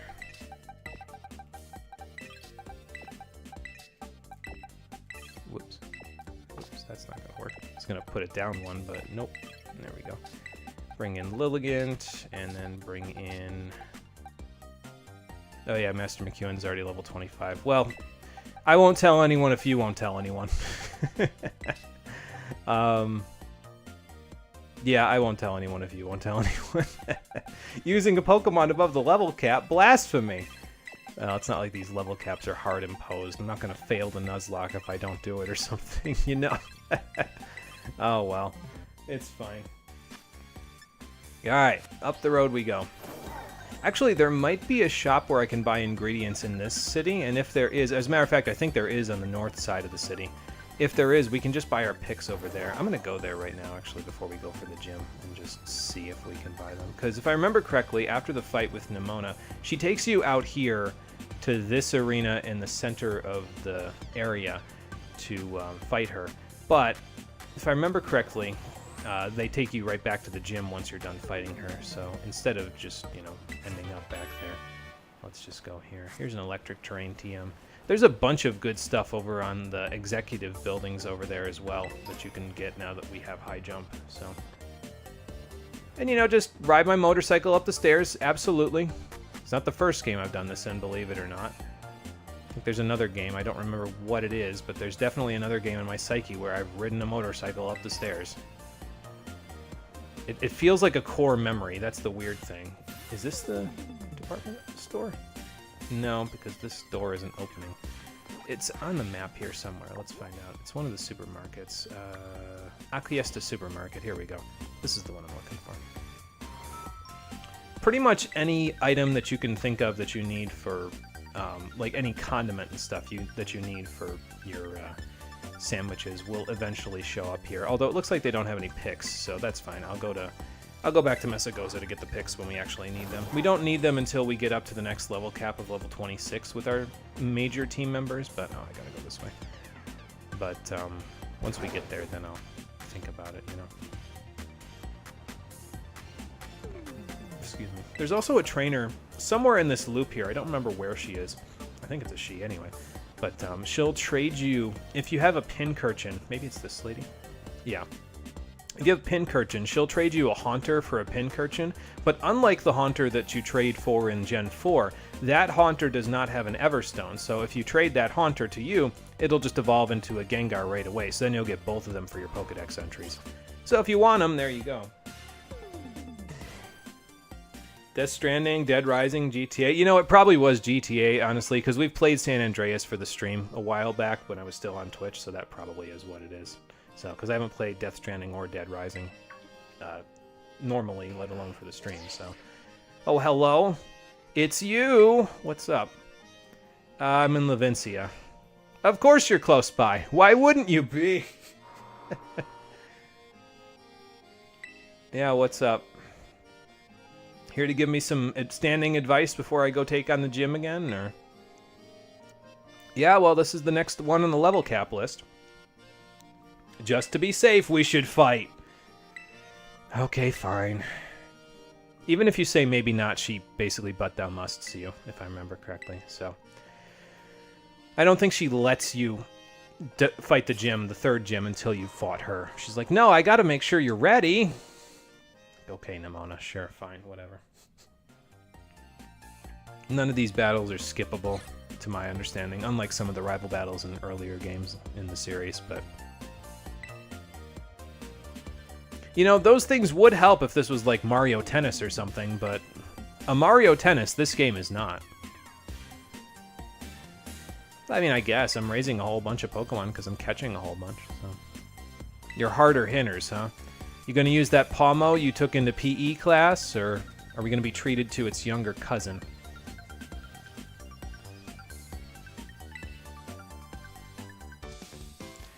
Alright, let's see what you got, Nimona.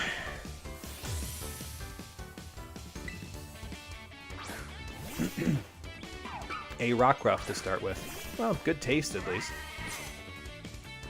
Her Rockruff eventually evolves into the Dave variety of Lycanroc, so if you want to do something different from her, you could have her evolve hers into the day version, and you could evolve yours into either the night version, or if you already went and caught the one with a hidden ability, there's one that's in a fixed spawn on the map. You could evolve it into the Dusk variety, but I haven't done that yet, so I can't go and evolve it into the Dusk variant. That being said, you can catch the Dusk variant just regularly by itself off on the map in certain places, so...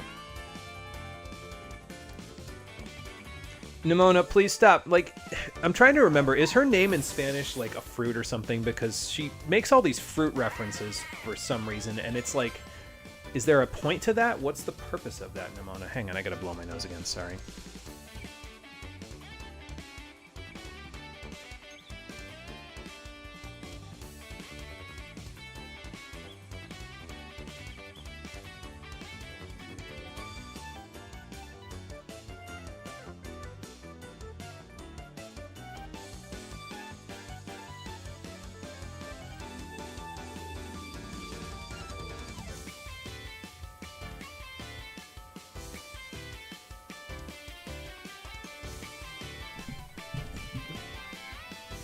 Sorry about that.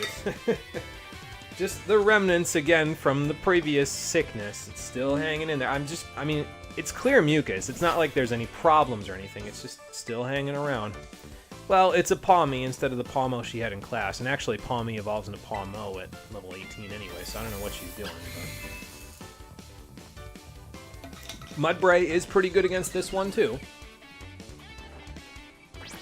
I gotta be careful, though. I don't want Mudbray to get too much experience in it at level 25. Although I suppose I already said once the gym challenge starts, if I go above the level cap, I don't care. But this is why I was like, well, you know, I won't tell if you won't in terms of like using Master McEwen, because her Sprigatito has evolved into Floragato. And it has stood upright. It could have been a cool jungle cat, but instead it has stood upright. Fair enough. Master McEwen, just kick this thing's butt so we can go home, please. Actually, I would Terra into Terra fighting with Flamigo, and that will not help because your Florigato is Terra Grass, so I'll just stay myself, actually, and just beat you up with Wing Attack. I'd keep my stab bonus on Wing Attack, but if I Terra it into fighting, I wouldn't resist the incoming Grass-type attack. Oh good, she's using Home Claws. That's fun. Well, what do you got for a Flamigo? See if you got any fancy coverage moves yet or not. Quick attack? Yeah, that's not really going to help you. Here you go. Goodbye.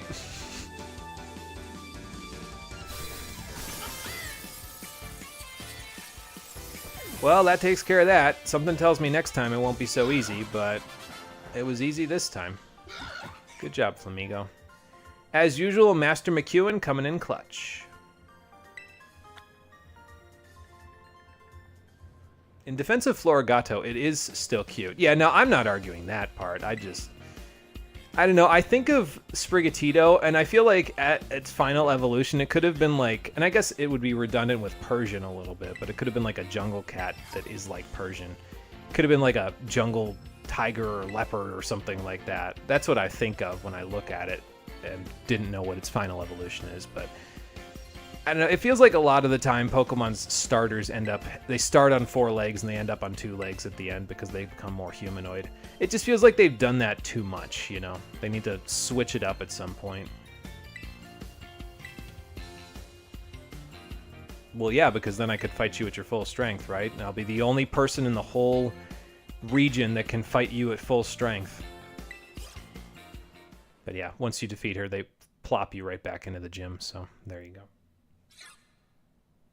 Yeah, something like Liepard, maybe, because Liepard's already a leopard, so maybe they could do a different variety of jungle cat. So, like, man, none of these guys are... Well, I guess Diglett will be okay against, against electric types.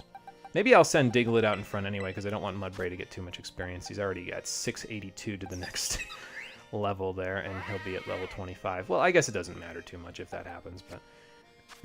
Excuse me. But yeah, thinking like a different variety of jungle cat, if we got that, it might be interesting. I don't know. Alright, but Master McEwen, you can go back in. Let's bring out the Goater Cycle, just because Master McEwen's already level 25. And all of these Pokemon, with the exception of Arrokuda and Rockruff, will do pretty okay against the Electric-type Gym Leader that we're about to go fight, so... But yeah, we'll let Diglett do something. I don't know if Diglett can do something, but we'll let Diglett do something, so why not? Just let him hang out in front. He's got Bulldoze now. Surely he'll be able to take on a few electric types. Unless they, you know, whack him upside the head with physical attacks or something.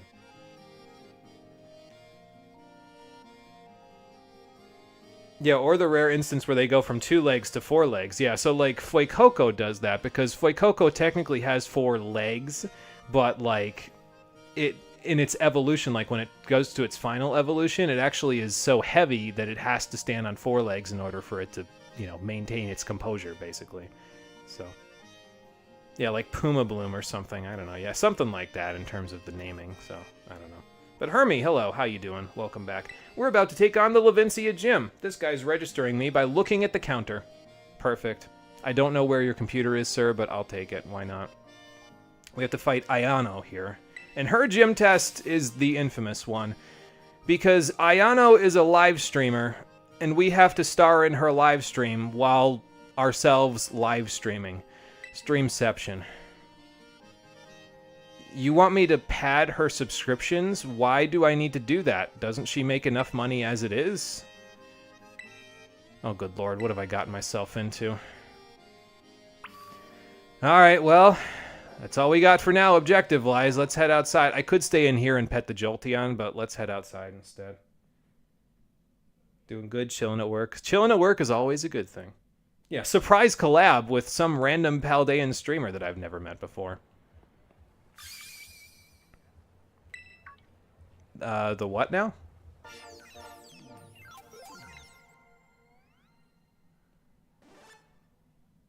Okay, well, there she is. I guess. Are they now?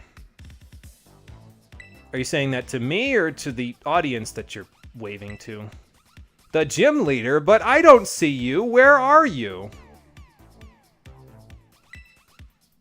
Or sometimes you do them both at the same time, huh? Alright.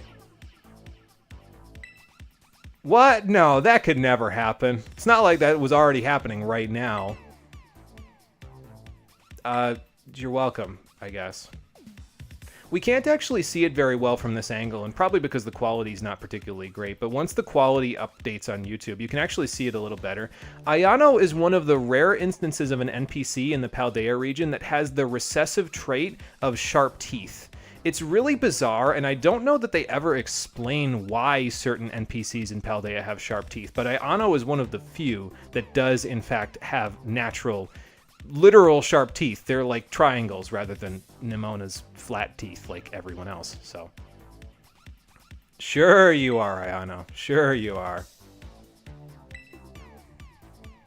Yeah, okay. If you're worried about your viewer numbers, I currently have 5 people watching, and one of them is myself, so I don't think this collab is going to work out. Yeah, doubt that's going to happen, but I'll give it my best. Now you go back and pet that good boy. We will pet the good boy as soon as we are done with this surprise collab.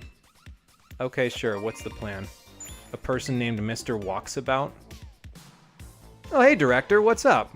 I didn't know you were here. Yeah, what's going on? Yeah, I may be able to collab with him a little better than I can collab with you. I know him a little better than you.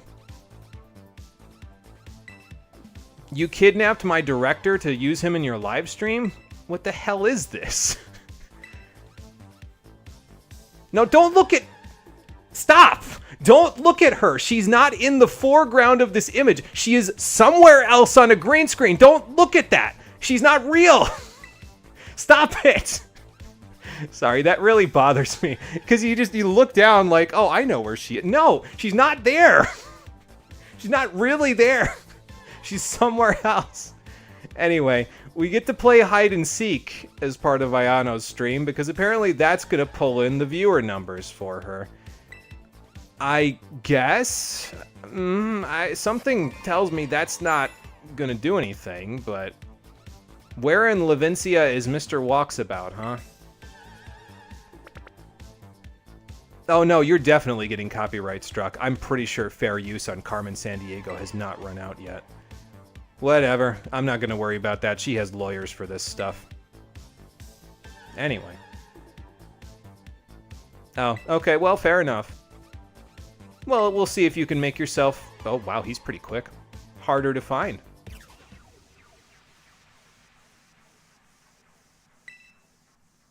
Alright, he's ready to go. So what they'll do is they'll give you a static image, and you can quite literally pause it here, find him, and then just do it. But they give you a static image, and as it gets, like, more time elapses, they'll slowly zoom in on where he actually is. But basically, they give you 3 total static images. You find where Director Clavel is, and then once you find him, you move to the next stage. I feel like you could do literally anything other than this, because this is not particularly interesting or interactive, but sure, whatever. So there he is first. Yeah, you weren't exactly in hiding there. You were kind of in plain sight. That's... You're patronizing me now. Like, I've felt like I've been patronized before. This is genuine patronizing. Oh, okay. Sure. One of your stream fans, huh? Alright. Listen, Ayano, you can be honest with me. How much... Like, is this one of your brothers? Did you put one of your brothers up to this? It could still be one of her brothers, even if he doesn't have the sharp teeth, because it's, again, it's a recessive trait, so... Even within family members, you may or may not have the trait, so... Like... Is this one of your brothers, genuinely? You can be straight up with me, Ayano. It's fine. I won't tell anyone. Oh, God. Alright, Diglett's gonna get absolutely murked by this Luxio if I leave him in for any longer, so... Especially after that Intimidate, that wasn't very nice. Oh, and you know what else is I forgot to teach Lilligant all of the cool moves that she needs to do in order to be super effective against the gym leader. It's a good thing after the gym test we get to, like, you know, fix that. Yeah, I found him. You have an urge to see the free cam for this? There probably are, like, layers, honestly, in the game's, like, files that let you see that. This Lilligant is humongous. She's as tall as that Pokemaniac without her little floral crown. That's incredible. Oh my god. I should check her size with the size checker in Messagoza when I go back for those pics. Hopefully I remember to do that. Yeah, she sent a Merc to rub us out, I guess so. Can't have competition between the streamers, apparently. I got, for some weird reason, there was this channel that kept showing up in my feed not too long ago, like for the past couple of months, really. It would just show up in my home feed on YouTube. And it was like VTuber drama. It was like a VTuber drama explanation channel, and I have no idea why it showed up because I never watched any VTubers as far as I remember. No, I think I've watched one because the person who was doing it switched over to being a VTuber after not being one for a while. So I think I've watched one VTuber in my entire life on the internet. And I mean, I don't really particularly care about drama stuff, so like, I don't know why it showed up for so long, but eventually it stopped showing up. So anyway, Panic at the Disco. Director Clavel is the Pokemon Center attendant now. You don't look like Nurse Joy. Probably in Scarlet and Violet he blends in a little bit better because he's got an outfit that's similar to Nurse Joy's color-wise. But here, Dead Ringer. So anyway, here's Merc number 2 before... Did you really just say ye old? There are people that listen to you saying ye old and actually are hyped about it? Okay. I don't know what these people do for entertainment in this region, but I think they need to find a better hobby. Alright, a Tynamo. Well, Diglett's not going to be doing a whole lot against this thing. Mudbray can use Smackdown on it, but it's a Tynamo. It'll be fine. Let's see. I do want to send Mudbray in, actually, because it's ground type, so it can avoid paralysis, because Tynamo knows Thunder Wave. And I don't want to bother with that. I could send in the Goater Cycle, but we can wait to do that until the next Pokemon that comes out. Excuse me. VTubers do have some good reactions to Iono. Yeah, I could imagine, because it's like, not only is this streamception for them, it's also VTuberception. Because it's like, well, wait, hang on, that's my shtick. The video game is self-aware of the things that I do on the internet for money. Actually, you know, how about this? Come to think of it, this is going to be stupid, right? But come to think of it, if I name the subtitle of this episode VTuber Debut, do you think this video will get hundreds more views than it normally would? Like, I almost want to do that just as a joke, because I feel like it would be really silly, and I literally just thought of this off the cuff. I think it would be really silly, but also it would be really funny. Maybe I'll do that just for the hell of it, just to see what kind of view count the video gets. Yes, do it. Okay. I will do that. Just name it VTuber Debut. Unironically, yes. You think a few of them promised her death? Oh my god. This is a kid's game. You don't need to go that hard about it. Okay, hang on. Let's just Mega Drain this thing to death. Oh wow, that's doing nothing. It's probably from the charging. See, I knew Thunder Wave was going to come in if I let it. Alright, well, we'll switch back to Mudbray then, I guess, since, you know, can't have nothing around here. Probably with the Assault Vest, any special moves this thing could do won't do a whole lot. Although, I don't know that this thing knows any special moves. I think at this level, Fluffy knows, like, Thunder Wave, Thunder Shock, Takedown, and Charge, and I think that's it. So, not a whole lot. Yeah, their competition. Their competition in the VTubers community. Gotta do that clickbait. If I'm honest with you, it wouldn't even be the first time that I've done a quote-unquote clickbait thing, because, like, if we go back to the Dark Souls playthrough that I did, somebody actually commented on the video where we fought Quelaag, because I used Quelaag's cutscene in the thumbnail, and they said, genuinely, I clicked on this video and got baited by Quelaag. I said, yeah, everybody does, so... It wouldn't even be the first time. So, but I just think it'll be really funny, so maybe I will do that. I just think it'd be, because people are going to come in with an expectation. They're going to be like, what the hell is this? Be like, gotcha. Oh, God. What am I getting myself into? Anyway, here's the final stage. Director Clavel's actually a little hard to find in this one, but I know exactly where he is. He's all the way over here.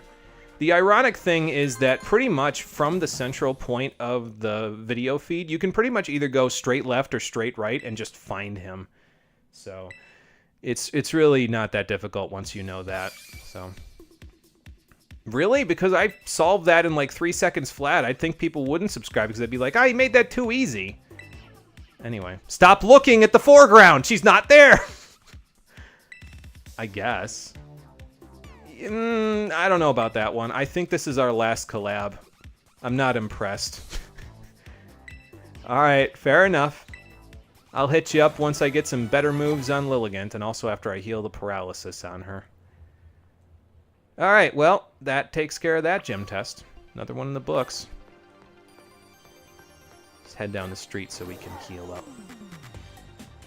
And then we will bring in the heavy hitters. By that, I basically mean Diglett. I might use Diglett for the... No, you know what? It might be better to have Mudbray out for... Well, no, how do I want to do this? Because the first Pokemon that she has is an electric flying type, so my grass types aren't really going to work out there. I guess I could bring in Rockruff and then have Diglett clean up, maybe? Because the electric flying type isn't really going to do a whole lot there. Mudbray is definitely going to work out very well against... her second Pokemon. Her third Pokemon has a water-type move, so that's where Lilligant can come in. And then I have to decide whether I want Lilligant to clutch up the rest of the fight, or if I want Mudbray to do it and use the original strategy. So anyway, in terms of Lilligant remembering moves, so let's take a look at the moves she can remember. She can remember Petal Dance, which would be great if she had own tempo, because she can't confuse herself. Petal Blizzard, physical move, Entrainment. Also, the most important move that she can remember that we'll be using later for somebody else is Quiver Dance. So this is special attack, special defense, and speed +1 in a single move. It's really powerful, and it will come in handy in this fight if I end up using her to finish the whole fight out. So there's that. I think she can also remember Giga Drain, if I remember right. If not, at least Energy Ball. Yeah, there's Giga Drain. Like, just all this crazy stuff that she can just remember right here. And then I think we'll grab Leech Seed and Sleep Powder, and that'll be good enough. We won't need Sleep Powder or Leech Seed for this fight, I don't think. But, you know, it doesn't hurt to have them. This is also not the last time you'll basically see this moveset on a Lilligant, because while I'm only planning on using Lilligant for this particular fight on this playthrough, it's not the last time Lilligant will show up for my Pokemon playthroughs. I'm a big fan of this Pokemon, I just want to use her in a full playthrough at some point, so probably won't have it be Giga Drain, Quiver Dance, Leech Seed, Sleep Powder when we have her in the other Pokemon game, though. It'll probably be Petal Dance, Quiver Dance, Giga Drain, and Sleep Powder, because I don't think she can learn Leech Seed in the other one. I don't know. Anyway, doesn't matter. Give her a Cherry Berry. And I think that's it, honestly. We won't need a Cherry Berry on any of our ground types, but... trying to debate whether I want to have Rockruff come in and just use Rock Throw. I mean, I might as well. He's got a plus attack nature. Can't let him wear it out, you know. We'll give Rockruff a try, and if Rockruff can't handle it, we'll just send in Mudbray to finish the job. No big deal.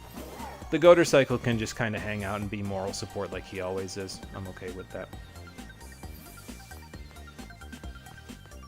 Okay, let's go fight Ayano, and then we will see where we end up.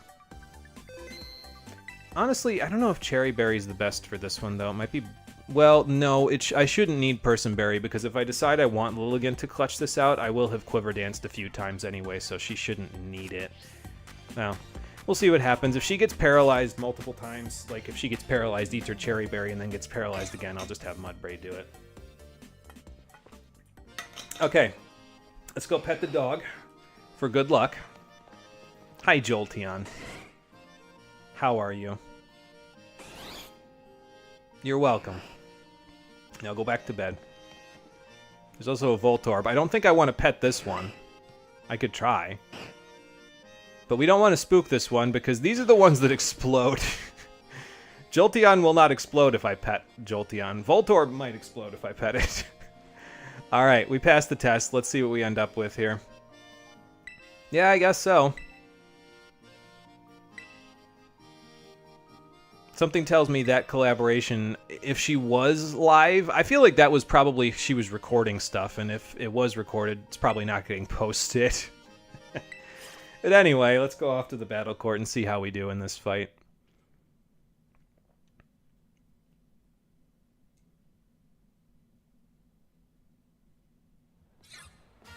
There we go. Well, the trainers are in 15 FPS already, so that's a good start.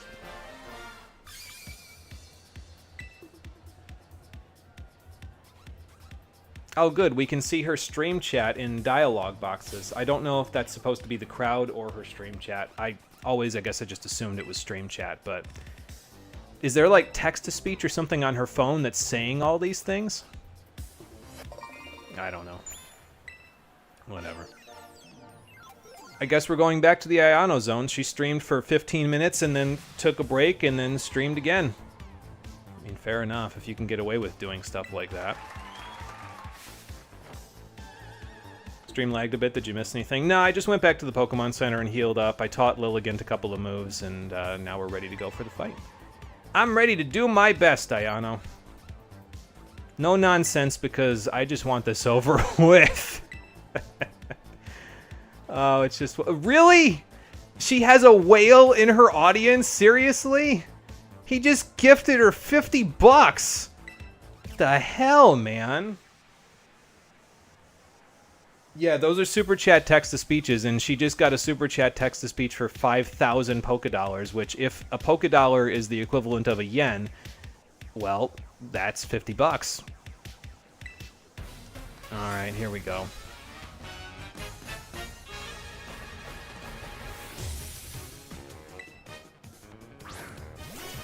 So her first up is a Wattrel. I haven't caught one of these yet, but I really like this goofy little bird.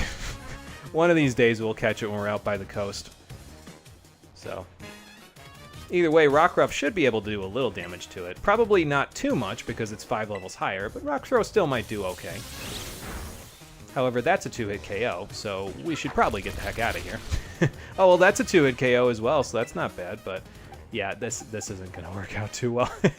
Diglett, you can absorb this Spark because, you know, you're ground type, so... But, of course, I'm going to get hit by a Flying-type move shortly after this. Probably Diglett can still live it, though, and then Rock Blast will be enough to pick up the KO as long as I don't miss. If we do miss, then we miss. But we're faster anyway, so I can still try it again next turn.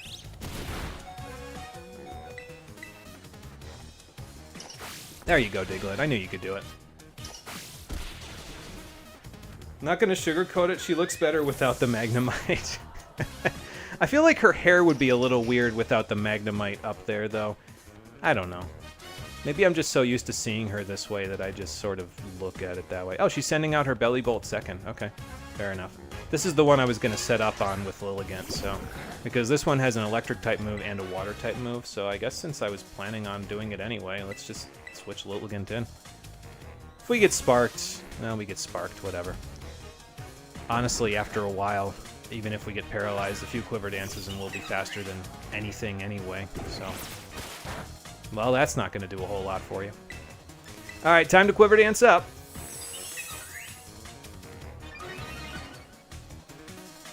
And honestly, I might just forego these boosts when her final Pokemon comes in. Just kind of depends on how I feel about this whole thing, so...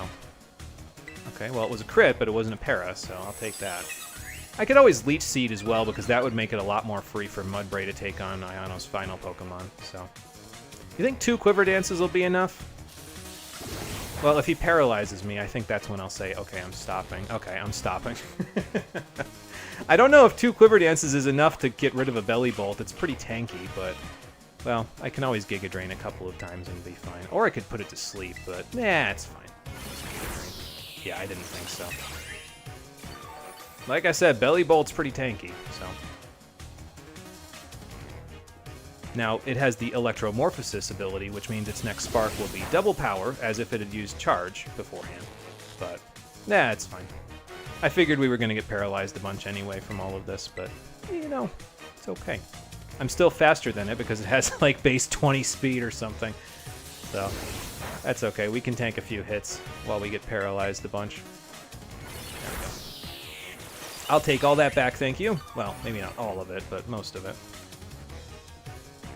And probably if I had Quiver Dance more and then just used the Paralyze Heal, this would have been fine. But I'm trying to avoid using, like, items in battle. Like, hold items I'm okay with, but the regular items I'm really, like...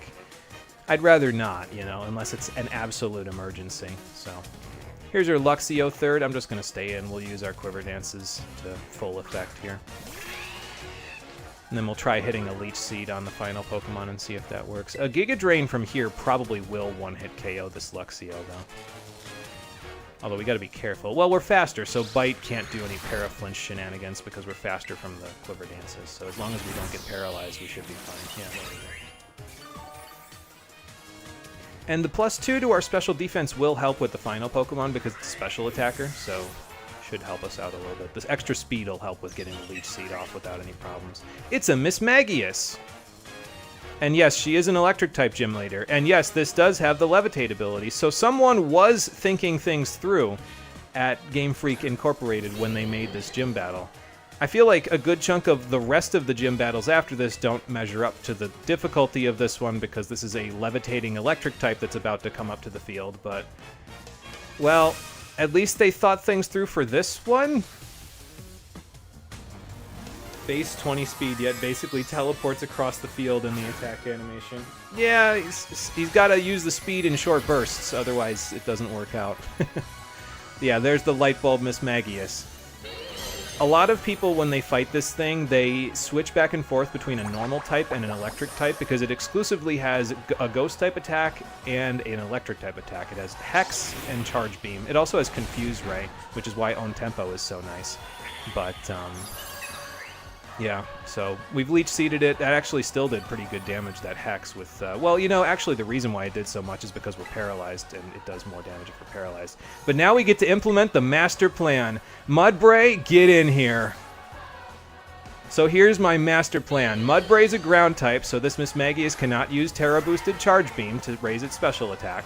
It can use Hex, but with the special defense boost from the Assault Vest and the Special Band, Mudbray gets to, you know, tank those pretty healthily. The Leech Seed will keep Mudbray healthy. And here's the best part. We taught Mudbray Smackdown, so now Mudbray can use Smackdown to knock Mismagius out of the air and cannot be confused by Confuse Ray thanks to Own Tempo. You ain't never seen nobody do it like me in this game on YouTube. I picked the most asinine ways of finishing these fights, and it still manages to work out okay. Okay, Mudbray, let's Terra up and give him a show. This is checkmate, my dear, but it's a very loud checkmate because Mudbray, it's your time to shine. Get countered, nerd. Oh, I love this goofy little mule. It's so good. It's so silly. And it's about to put the hurt on this Mismagius. So the reason why this works is because Smackdown knocks its Levitate off, by the way, in case anybody has never used that move before. That's why we can bulldoze it now. Because we smacked its Levitate out of the air. Good work, you goofy little horse. And we got some passive experience for our specialists as well, so that's not too bad either. Well, we've just embarrassed Ayano in front of a live studio audience. I don't know how they're going to feel about this. They might riot, so if I have to go into witness protection after this, I guess I'll see all of you in a few weeks. But there we go. Good job, Mudbray.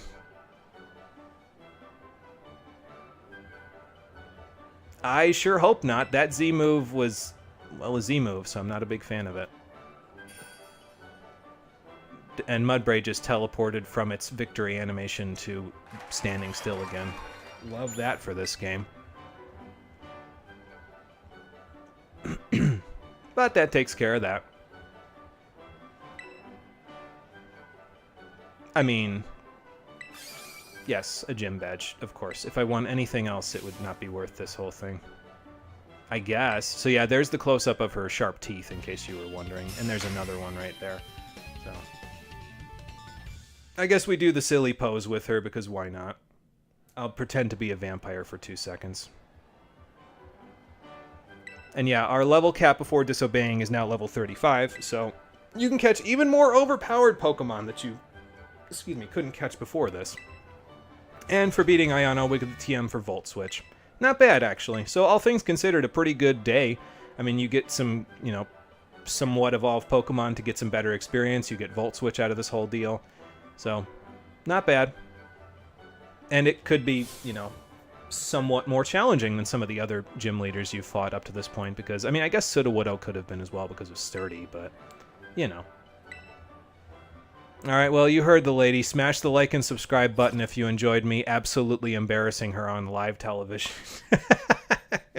No, don't actually do that, please. I'm begging you. That's such a stupid thing to do after what I just did to her. Oh, anyway. I did, yes. Pretty resoundingly, in fact. Yes, ma'am. I guess that's the end goal here. Yeah, that would make me strong enough to help out Arvin and the professor. I suppose. I mean, once you've played this game for as many years as I have, it's really not hard to do this stuff. I'm going on almost 30 years of Pokemon playing at this point. On and off, of course, but, you know. Anyway, this is La Primera, Gita, the chairwoman and, well, champion of the Pokemon League. So, I guess everybody's a champion if they beat the Pokemon League, though. So she's like she's the equivalent of the champion in other regions. She's the final test after the Elite Four. So, all right, well, good to meet you. You know, she's probably in Levincia to buy all those bottles of hair gel that she needs for her hair to stay like that, now that I think about it. Her stans and her simps will never forget this day. It will be a day of reckoning for everybody. No, it's Pokemon, but how is she not tipping backwards after all of that? Yeah, like, that thing's got its own gravity. Good lord, man. All right, so there's new classes available to take, and we could go take those classes right now. But something that might be worth noting, as I said previously, is we've gotten a lot of experience points over the course of the past little bit here. And our Pokemon are very close, at least some of them, are very close to nearing the next level cap, which is 26 for the next Team Star fight. With that being said, of course, our specialists are nowhere close at the moment. They're level 19 or level 20. So yeah, as you can see, Lilligant's already level 26, so she's already at the level cap for the next major fight that we've got there. And I try not to go over the level caps if I can, but it's a problem, right? And I mean, there's more places we can go to train, but I'd be using up those experience points raising basically 3 Pokemon that are weak to grass-type moves. If we run into a grass-type, we're hosed. And the longer that we go, the harder it's going to be for us to do that, because more of our Pokemon will get to level 26, and it'll just be a big issue, right? So how do we fix this problem? Well, in order for us to fix that problem, we're going to need to head to the Frozen North. So that's what we're going to go do next, as the last little thing for the stream, because we could go do half an hour's worth of actual classes, but who the heck wants to do that after beating a gym leader so resoundingly as what we just did? Hey, Pad, how you doing? Welcome back. Lo, it is I. I got some problems. Oh boy, that's not good. Well, hope the problems resolve themselves quickly for you. Got very late. That's okay. You'll want to watch the VOD, though, because we just beat Ayano, the 3rd gym leader, and it was a very, very sound defeat. We'll just say it that way. I prepared probably too much for that fight, but that's okay. It happens. Okay, so traveling to the Frozen North. What do I mean by traveling to the Frozen North? Well, let's get our specialists ready here, along with Master McEwen, who is going to be kind of our quote-unquote specialist for training here. And then I'm going to bring Mudbray along as well, because after a performance like that, he deserves a bit of a victory lap. And we're going to bring along Spoink as well. Lucario would be nice to bring too, but since we don't really have the room in our team, I think we'll wait to bring Lucario for a little bit. Well, actually, no. You know what? Let's do this. Let's bring Master McEwen out, and we'll bring Lucario in, because we should still be able to do this with Lucario if I do it this way. I just might want to give him the muscle band to make this a little bit easier for him. So let's do this. Give you the muscle band. It's here somewhere. Hang on, let me get all the new TMs up here first. There we go. And the muscle band is in here. There we are. Okay, so we'll give you that. And we want to teach him Force Palm. We specifically want him to have a physical attack. Although I guess I could teach him Brick Break, because I think I have the TM for that, don't I? Yeah, I do. Okay, well, let's teach him Brick Break, actually, instead of Force Palm, so that way we can go from there. I'll just teach him that over Feint. He won't need Feint anytime soon. You know, I should teach him Bulk Up, though, before I forget, because we'll need him to have Bulk Up for the 3rd Team Star battle in a little while as well. So. Yes, we got the swipe. We swiped the gym badge from Ayano just a little bit. So So, but yeah, we'll keep Metal Claw, Brick Break, Bulk Up, and we're going to get rid of Aura Sphere for something else in just a little while. But we'll talk about that something else once we actually get there. Okay, so what do I mean by we need to travel to the frozen north? Well, I literally mean the frozen north side of Paldea, up here. Specifically, close to this lighthouse is where we need to go. But before I do that, I do need to go back to Mesagoza because I need to go grab those picks so that we can actually make a real picnic. We're going to have a real picnic, not like the ones that we just did a little bit ago with the mirror herb. A real picnic when we go up in this direction. So yeah, let's go grab those picks so that I don't forget them. I'll just buy all of them that I should need for the rest of the game, and then we'll go up after that. We're healed up, right? Yeah, we're healed up. I charged the Terra Orb and the other thing as well. I think if I remember correctly, the picks are in Delicioso. So let's just go grab them from in here. Yeah, here they are. So you can pick whichever ones you like. Some of them are very expensive, some of them are not. I'm just going to grab some silver picks because they're the cheapest. Just grab 15 of them. That should be enough for the entire game. So, also, I wouldn't recommend, if you're following along and you're going to do what I'm going to do, I wouldn't recommend using your LP to buy anything for a little while, because I am actually planning on using a good chunk of that LP for something in a little while. So, not just yet, but eventually.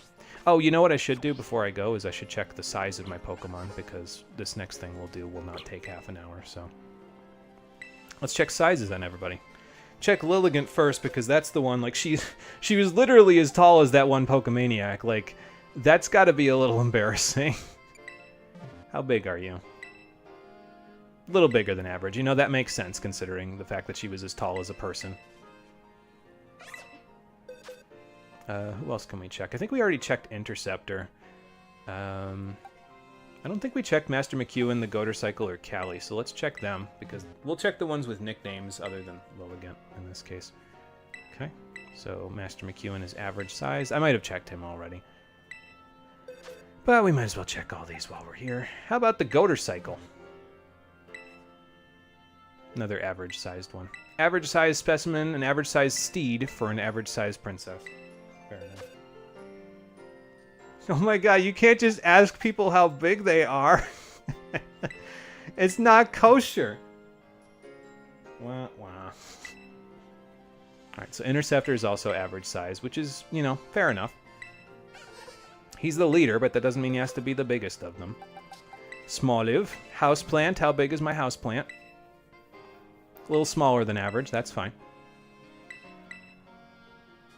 Be cool if we got one that was really big or really small. It's not necessarily common, but... Roxas, how about you? How big is my baby? An average-sized baby. That's fine. That's cute. Your houseplant is small. How about my small sand crocodile? Okay, so Shaylee is very large by comparison to most of them. So that's when she says that, when she says this one's a good sight bigger than average, it means she's like, basically it's based on standard deviation. That means Shaylee is one standard deviation larger than most Sandile. So probably if we got her out here, she'd be pretty big once she fully evolves. And Clauncher is perfectly average sized, so there you go. All right, cool. So that takes care of that. Now, how do I want to do this? I don't want to have the picnic right in the Asado Desert, because that would be a little bit of a problem. The main place that we want to go is we want to actually head over to Medali, because Medali is the closest Pokemon Center to where we're going. Our ultimate destination is this Pokemon Center right here, because it's above where the lighthouse area is. Now, there is a Team Star base over here, but we're not even going to go... Well, we're going to go close to it, but not that close, basically. So... because of that, we're just going to... Actually, you know what? I'm going to go to this one, because there's a couple of things we can pick up here in the desert that will help us going forward. One for Smalliv. Well, actually, the one for Smalliv isn't here in the desert. It's, I think it's up on one of the cliffs near Medali. I don't remember. The actual TM that I was looking for Smalliv is... let's see. Which one am I looking for? Is it that one? Yeah, it's that one. Okay. But the actual...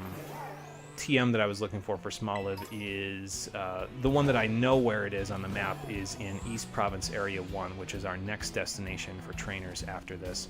But since we finished the gym battle before we even started fighting those trainers, well, we didn't need to go get it, so... Is this it? No, that's not it. That's skill swap. I don't need skill swap. I need a different TM. I guess there's another moonstone. That Larvesta's definitely bigger than average. Good lord, man. Here's the tough trainer in Asado Desert. Just be careful because there's an item right next to him, and I don't even want to risk...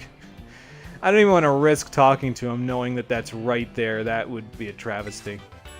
Here's the TM I was looking for. TM for Crunch, so that'll be useful for Shaylee. She can chomp down on things even harder than before. Alright, so now our destination is to the Frozen North, as I said. Sorry, Gimme Goal, I almost just ran you right over. But in order to get to the Frozen North, we need to go Pokemon Center by Pokemon Center, so we'll go over to the Medali Pokemon Centers first. And then once we're done with that, we'll go, well, further north of that. All the way to Glaciado Mountain. I'm going to need to put on some winter clothes before we go there, though, because good lord, does it get cold up there. So, oh, another TM and a couple more items. Might as well grab these while I'm here. We're going to be going up on top of these places. Well, game lagged out a little bit there. Once we come back to the Asado Desert to actually fight the trainers here, which is not for a little while yet, actually. Because East Province Area 1 is the next place in terms of the levels of the trainers being like the next highest. Then after that is South Province Area 4, then South Province Area 5, then East Province Area 2, and then finally the Asado Desert after that. So it's going to be a little bit before we come back to the desert, but the reward for this place is very well worth it. It's a TM for a move that the vast majority of people want to get as soon as possible because it's a really good ground type move. I'm sure you can probably guess what it is, but just to leave you in suspense, we'll see what it is eventually. So, if you follow the river out that way, you could end up back by Casseroya Lake like we did that one time. But technically, on top of this cliff is still considered part of West Province Area 1. So I think the trainers up here even count towards West Province Area 1, so I don't know why, but there it is. No TM's up here. There's a TM down here. I don't know if this is the one I'm looking for. No, this is the one for Bullet Seed. I think the one I'm looking for is on top of that moon-shaped rock over there. It's not really moon-shaped. It's more like Crescent Island from Skies of Arcadia. You can actually make this jump, if I remember correctly, as long as you have the dash, because you can just dash and small jump this. Oh, no, never mind, you can't. So you do need dash and high jump to make that one. Never mind. False alarm. Here's the TM that I was looking for, though, for Giga Drain. So now, instead of using Mega Drain, Houseplant can Giga Drain, and she has almost all of her moves now that I want her to have at the very end of the game. She's just missing a support move, basically, and that's it. And Hyper Voice, but she can't learn Hyper Voice until she gets old enough to learn how to scream really loud. We have a Rockruff in our party, so I think it's worth noting if you go up here to this area that is absolutely chugging. This Terra Pokemon here is a Rockruff, and this Terra Rockruff here, it's Terra Psychic, but that's not the good part about it. This Rockruff is guaranteed to have Rockruff's hidden ability, which I believe is Own Tempo, and that allows you to, if the day-night cycle turns to nighttime, or not nighttime, but dusk, you can evolve it into its dusk form. So if you want a dusk form Lycanroc specifically, that's probably the easiest way to get one, is catch that specific Rockruff and then just evolve it. It's already at level 25, so you literally just need to use a rare candy or something on it, and that'll just get it up on levels to where it needs to be. So there you go.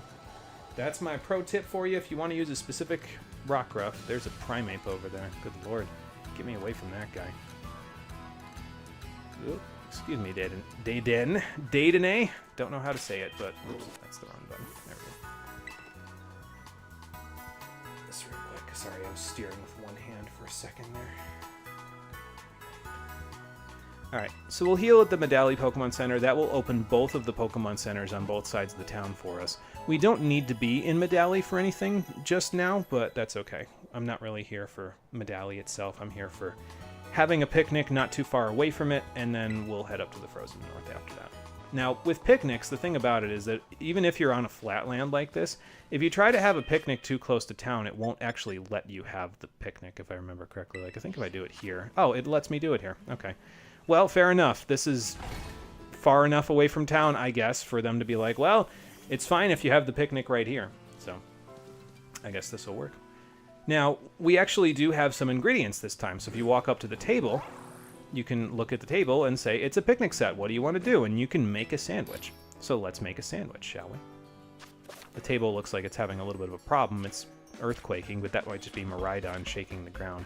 Anyway, it gives you a whole bunch of tutorials on how to make sandwiches, but it's basically a small mini game. You basically take the ingredients that you want, you plop them on the sandwich bread, you put the top of the sandwich bread back on top of those ingredients, hope that nothing falls off, and then stick a pick in it so that way it all stays together.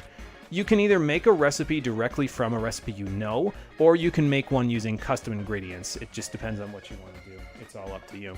And you can get different meal powers, and this is the list of all the meal powers that you can get. The primary one that we are looking for right now is encounter power, which is the one at the bottom. You're more likely to find certain types. And if we make just a ham sandwich, which is what we have access to right now from those 4 ingredients we bought near the beginning of the stream, it will give us access to encounter power normal, which is one of the strongest sandwich effects in this entire game for reasons you'll see in just a few minutes. We'll take our silver picks, and we'll take the bread. It sticks the condiments directly on it for you, and now you get to take the ingredients and stick them on. You have a total of 10 minutes to stick the ingredients on. No, I don't know why they give you so much time. I also don't know why the table's earthquaking, but there you go. The sandwich bread is a little high from, or rather, you need to aim a little high because the sandwich bread is a little lower than where you want, so like this pickle will probably go, yeah, right in the center of the sandwich if I do it right there. Just make sure nothing falls off, because if it falls off, the sandwich won't do the same things as its effects on the... And this includes the top of the sandwich bread, by the way. So make sure it doesn't fall off. You're given 2 minutes to place this guy. I don't know why you need that much time, but there you go. And then just place the pick directly where you place the sandwich bread, and you're done. Dedenne, that's how you say it. There you go. Why is it timed? I don't know. Like, it's so bizarre. Why would you time this minigame and give you so much time to do it? Like, you'd think that maybe it would have a different effect if you did it very quickly. No, the timing has no effect on the effect of the sandwich. As long as nothing falls off, you're good.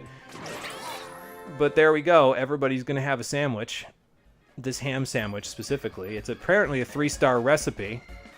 It's full of saturated fat, I can tell you that much just from being a dietitian. Don't put butter on this because, holy lord, man, do you want your arteries to clog up? But the main thing out of this is we get encounter power normal. So there we go. And it started raining, so I guess we're done picnicking now. So now, encounter power normal. That we also get 100 experience points just for picnicking if you make a sandwich, so there you go. So encounter power normal, we get it for a total of 30 minutes. So for the next 30 minutes in-game, and I guess 30 minutes in real life, we will see more normal types. We're already seeing the effect of that. You can see a bunch of Meowth and Persian off in the distance there. But we don't specifically want Meowth and Persian. We want a different normal type up in the frozen north. So let's put on our winter uniform and grab all of our other stuff that will help us stay warm in the frozen north. Let's see, that's good. I want the beanie so that I'm not freezing up there. This doesn't have any effect on the actual gameplay, by the way. I'm literally just doing this for the aesthetics, but you do want the fancy sporty sunglasses because you need more polarization if you're going to the frozen north, because the snow will have a bit of an effect on your eyesight if you don't. Oh, there's an Eevee right there, but unfortunately it despawned because we went into town, so I don't want to go to the gym just yet. So there's also a warehouse for Delibird presents here, but nothing ever comes of this warehouse. Like, there's never any shipments on the road that you see. It never opens up. You can't go inside as far as I'm aware, so I don't know what that's all about. Although, you know, wearing the Frozen North uniform here isn't really going to help me because, like, I'm going to end up going up to the Frozen North having just been rained on, and I'm not even going to get dry by the time I get there, and then it's going to be snowing, and I'm going to be even more wet because the beanie doesn't, like, dry as quickly. Oh, well. Let's just pretend like it wasn't raining. I don't know. But yeah, so our path takes us out of town. We'll just follow the road all the way up the mountain. And then we'll follow the road, and by that I mean we will not follow the road. We'll go all the way down the mountain. There's a tough trainer for West Province Area 3. I guess we'll come back to him later. Way later. There's Mabostiff and Mastiff out here. Whole bunch of stuff you could catch, but they're all like in the mid-30s, so I'm not going to bother. We'll do it later when we're actually a little closer in terms of levels of our Pokemon. Yeah, there's a belly bolt right there. You can catch one of those, and then you don't have to evolve your Tadbulb with a Thunderstone. So.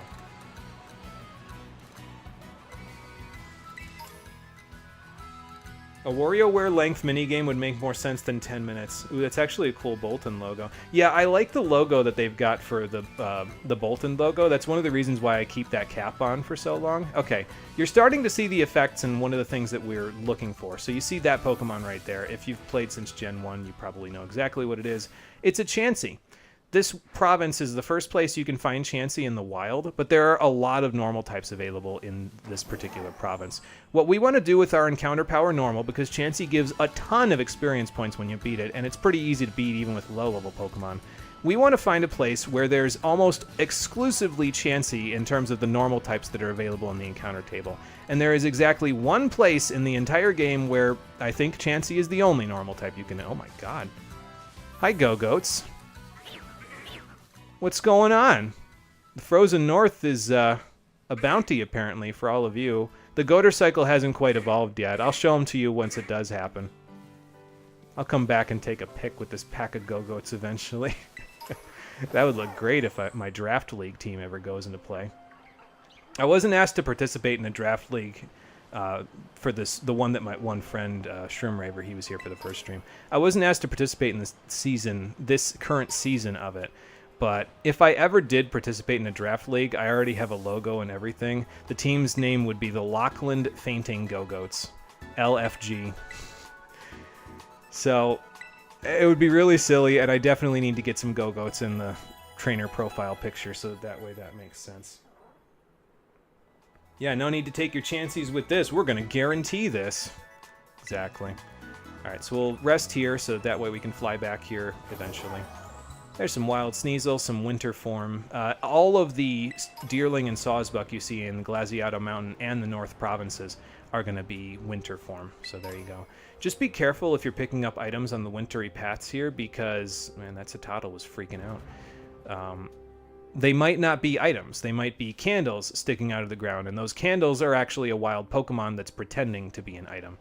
As far as getting down to where we need to go now, well, all we got to do is, excuse me, jump off the hill here. That Pokemon Center is our destination, and the fields to the west of the lighthouse there, really the southwest, are the ultimate goal of this trip. And we're going to hit this like a rock in about 2 seconds, but that's okay. Coming in for a landing. I have been having some nice battles, but not in this area. Alright, we'll heal here. So that way we have this place registered as a destination for later.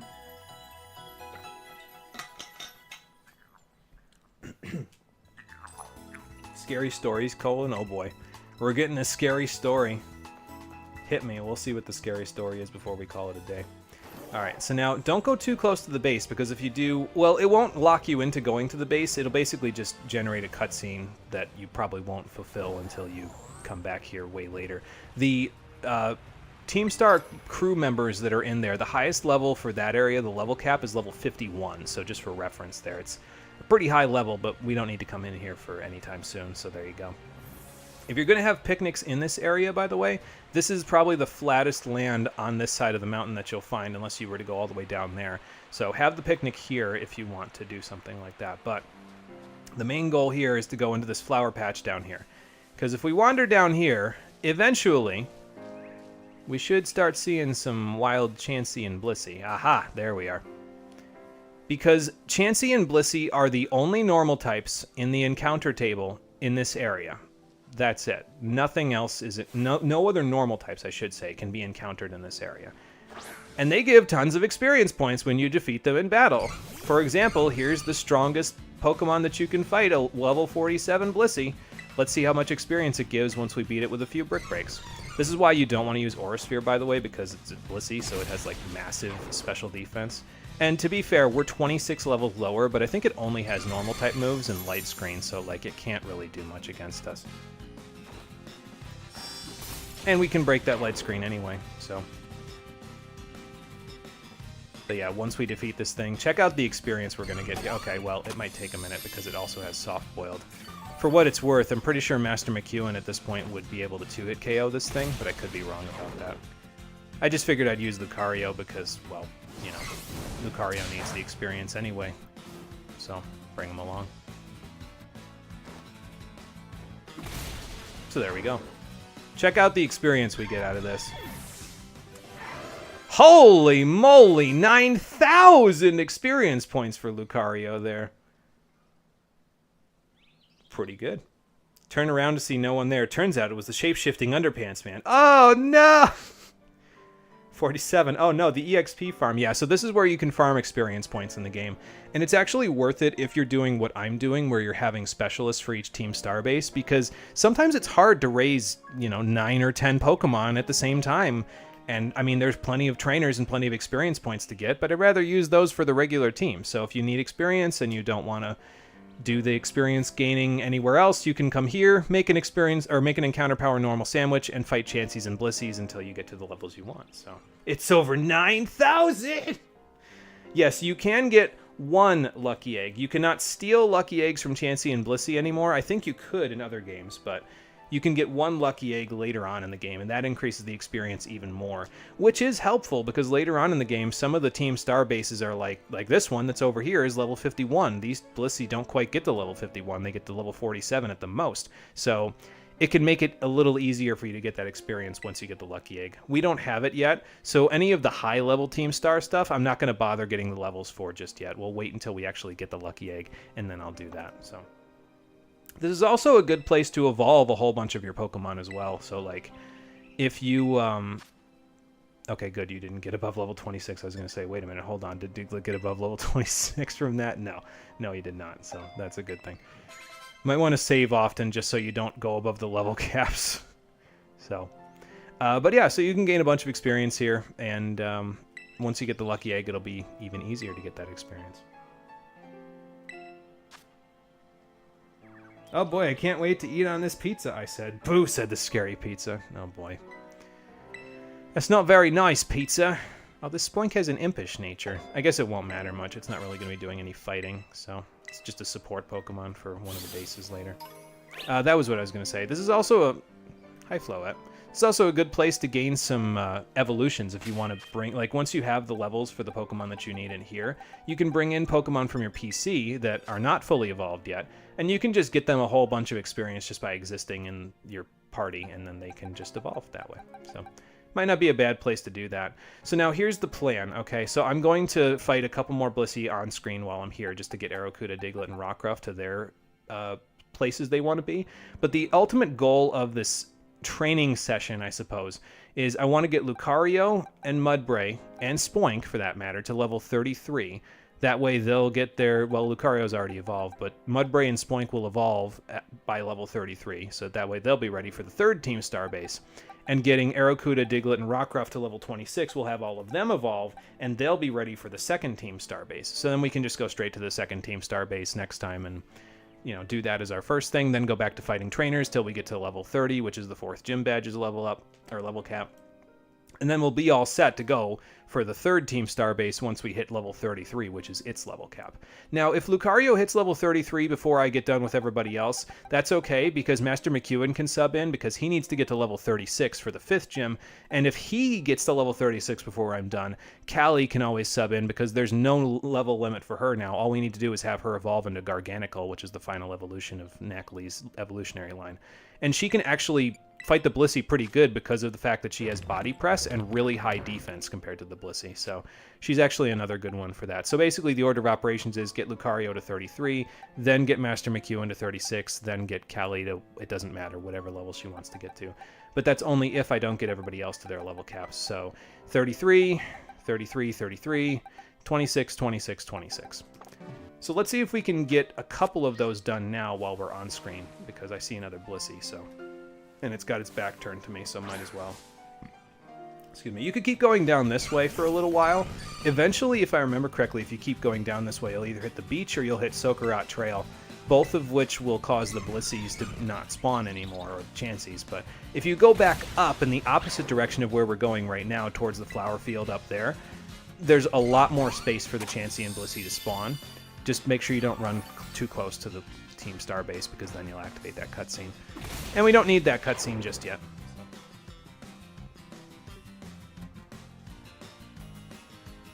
Boosted the scary pizza and scared me. Flabebe. Forgot that thing that evolved. Yeah, it evolves twice, Flabebe into Floette and then into Florges. So Pineapple, spinach, and anchovies.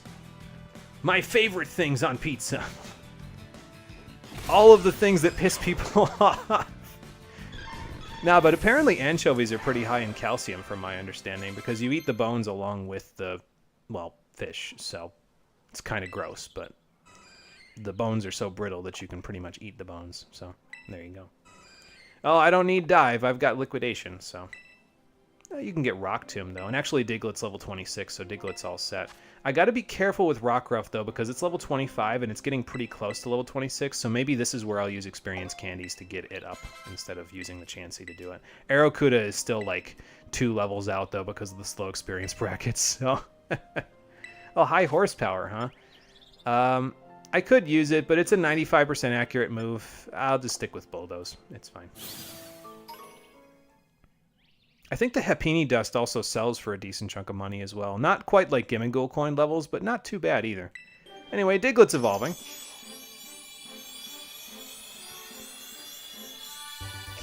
So there's our Doug Trio for the next Team Starbase. We can put him back in the PC now.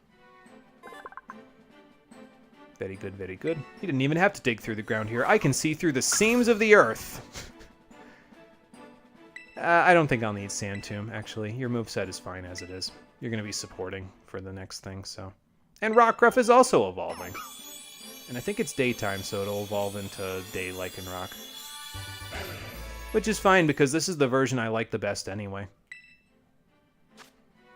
Actually, if you go and catch the Rockruff that has its hidden ability up by Medali, the one that I showed you, if you don't want to evolve that one into the Dusk form, Night variant Lycanroc actually has the No Guard ability, which means you can hit stone edges or rock slides with 100% accuracy. So that might also be worth considering if you're going to evolve your Lycanroc, because you could evolve it into the Dusk version, or you could evolve it into something that has No Guard for its stone edges, which to me sounds like a pretty strong thing to do. But there you go. Sucker Punch, that's not Accelerock. I think you can learn Accelerock by Move Reminder, if I remember correctly, but we won't need it for where we're going. Alright, so Doug Trio, you can go in the box. Beautiful feminine life form gave you a piece of paper with the number on it. To your horror, she started to sprint away yelling, "Psych, that's the wrong number!" Whoops. Actually like those toppings, but they gross a lot of people out. Yeah, that's what I was going to say. It's the kind of things that would gross people out, but I mean, I don't know. I'm pretty simple when it comes to pizza. I think I pretty much just like I'll have mushrooms and olives sometimes, but like most of the time I'm kind of just a cheese and pizza kind of a dude, you know. Oh, so that's what's underneath the ground. Oh, Omega, it has multiplied 3 times. Whoa. Oh, you know, it was almost dusk at that time, so we probably could have gotten the Dusk form if we had waited a little longer, but this wasn't the Dusk form anyway, so it was not the correct ability. 383. Okay, so either 4 of the extra smalls or 1 small. I'll just use 1 small to get you to 26, so you're done with the level cap. There we go. And now for Aerocuda, we'll fight one more Chansey. We'll get a couple of other Pokemon in here. Let's see, who else could come in here? I guess I could get Shroodle in here. Shroodle needs to... The thing with Shroodle, though, is that he needs to get to level 51, because he's going to be useful for exactly 1 Team Starbase, and it's this one, the one we're right next to. So he needs quite a bit of experience to get to where he needs to go. So maybe I'll wait, because he's going to be part of the Lucky Egg training crew along with Oricorio. Maybe I'll bring... I don't want to bring Master McEwen in yet because Lucario's still doing the work here. I'll bring the Goater Cycle in, and I'll bring in Skiploom because Skiploom will eventually get the jump left anyway. So there's probably going to be quite a few evolutions off-screen, basically, because I'm going to do this between this episode and the next one, and I don't think you're getting away from me, Chansey. And that'll let me do a little bit of... not really grinding. I guess it's kind of grinding, but you don't really have to do this grinding. This is primarily just being done so that way I can use other Pokemon besides just my main team for the Team Star bases. I can use ones that are super effective against the Pokemon. So you don't have to do this, but it's something I figured I'd do. Oh, one last thing I should mention before I leave for the day. If you're doing this grind and you're doing it on a television, like I'm doing it right now in docked mode, the Switch is in docked mode. When we turn around here in a second and we look at the mountain, the frame rate is going to explode. it's going to drop to like 5 frames per second because of all the flowers and the rest of the region having to load behind the mountain and all of the Chansey and Blissey walking around. It's just too much for the game to handle. However, I can tell you this because I've tested this. If you do this grind in handheld mode, the game has an easier time handling the polygons because it's not rendering at a high resolution like it is on a television screen. So if you do this in handheld mode, the grind actually goes faster because you get more frames. So you get more frames to actually fight things, and therefore you have less frames waiting around for the game to decide it wants to work. So there you go. Is it a boy or a girl? Asked my pregnant wife. The doctor turned around with horror in his eyes, showing 6,000 raccoons. You will never know until you're sure. Are you a boy or a girl? Professor Oak said calmly. Oh God, what's he thinking? Lucario is doing weird things to the lighting. Yes, it sure is. I saw that gleam coming off of its spikes.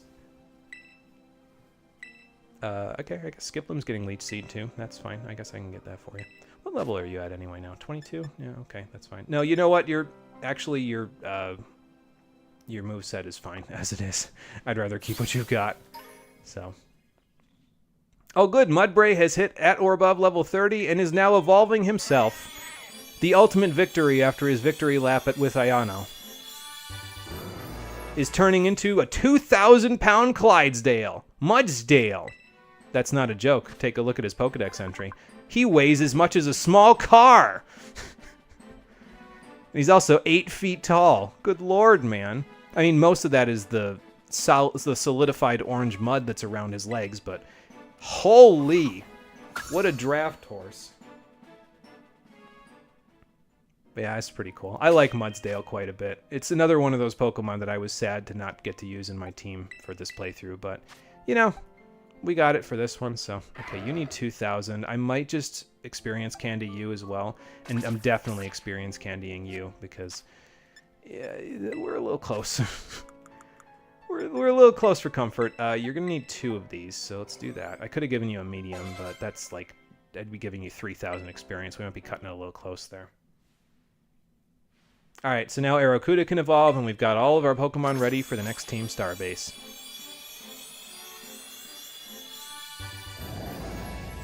Nice. He is now a Ballistic Torpedo, Barraskewda. And the thing about Barraskewda, it is all made for attack and speed. It has like base 130-something attack and 130-something speed, if I remember correctly. It also gets Swift Swim, which means if you have Rain Dance for it, ain't nothing catching up to this thing. So, Torpedo a go-go. Look at those stats. 74 attack at level 26 is nuts. And I mean, here's our Clydesdale as well. He's nothing to scoff at either. He's got almost even defenses after all that special defense training. Good lord, man. These Pokemon are crazy. And we will be using them to pretty good effect after my little training session. Oh yeah, I got to get Lucario up to 33. So let's just do that before I call it a day. You needed how much? 2,047? So 1 medium, right? Yeah, okay. We'll give you 1 medium. And once Lucario has been bumped up to level 33... he'll be ready for the 3rd Team Starbase, so we still need 1 move on him in order for him to be fully ready for it, but we'll work on getting that move eventually. And yeah, so Mudsdale needs to get to 33 as well to be ready. Spoink needs to get there as well, so Spoink will evolve into Grumpig. What I might do is I might wait to do the evolutions. I'll like do the grind to get them close to the levels they need to be, but then I'll just give them some experience candy or something to get them to their levels so that they can evolve. I don't know. I'll figure that out, and I'm probably going to evolve a few of the Pokemon I just have in the PC over here as well, the ones that evolve by leveling up. So I'll probably just bring them around into the team and have them level up. And then I'll meet all of you back here for the next episode of Pokemon Violet, the Stream Edition, which will be happening Saturday. Today's Thursday, so Saturday at 7:30 p.m. Eastern Daylight Time. And once we do that, we will continue with our efforts at... well, getting our other Pokemon to level 26, because once the main squad gets to level 26, that's when we'll start to think about going to the next Team Starbase, and then once they get to 33, that's when we'll think about, almost forgot the muscle band, there we go. Okay. Just double checking. Once they get to 33, then we'll start thinking about bringing Lucario, Mudsdale, and, well, it'll be a Grumpig by then, but Grumpig out. So we can do that. We still need to catch the other 2 Pokemon that we need for the 4th and... do we need them for the 5th? No, just the 4th Team Starbase. over here, but they're in East Province Area 1 and 2. So when we go there for the trainer battles, we'll catch them. So probably next time we'll get at least one of them, if not both of them. But yeah, so we'll head back here. I'll just have Master McEwen do the fighting for a little while until he gets to 36, or I get everybody to their levels that I need them to be at, whichever comes first. And yeah, so then I'll meet you back here for all of this to start this all up again. So thank you for watching, everybody. I appreciate you checking out the stream, and I'll see all of you on the next one, which, as I said, will be on Saturday at 7:30 p.m. Eastern Daylight Time. Until then, take care, and have a good one. Let me see if the game chugs like crazy when I go. Oh, yeah. Oh, yeah, and we aren't even out in the field yet here. Hold on, let me get out further here. This is what I was talking about. This right here. This is why you don't want to do this in docked mode, because the whole region is loaded behind there. The flowers are here. The Blissey and Chansey running everywhere are here as well. It runs a little slow when you do it out here. So do it in handheld mode. You'll do yourself a big favor if you do that.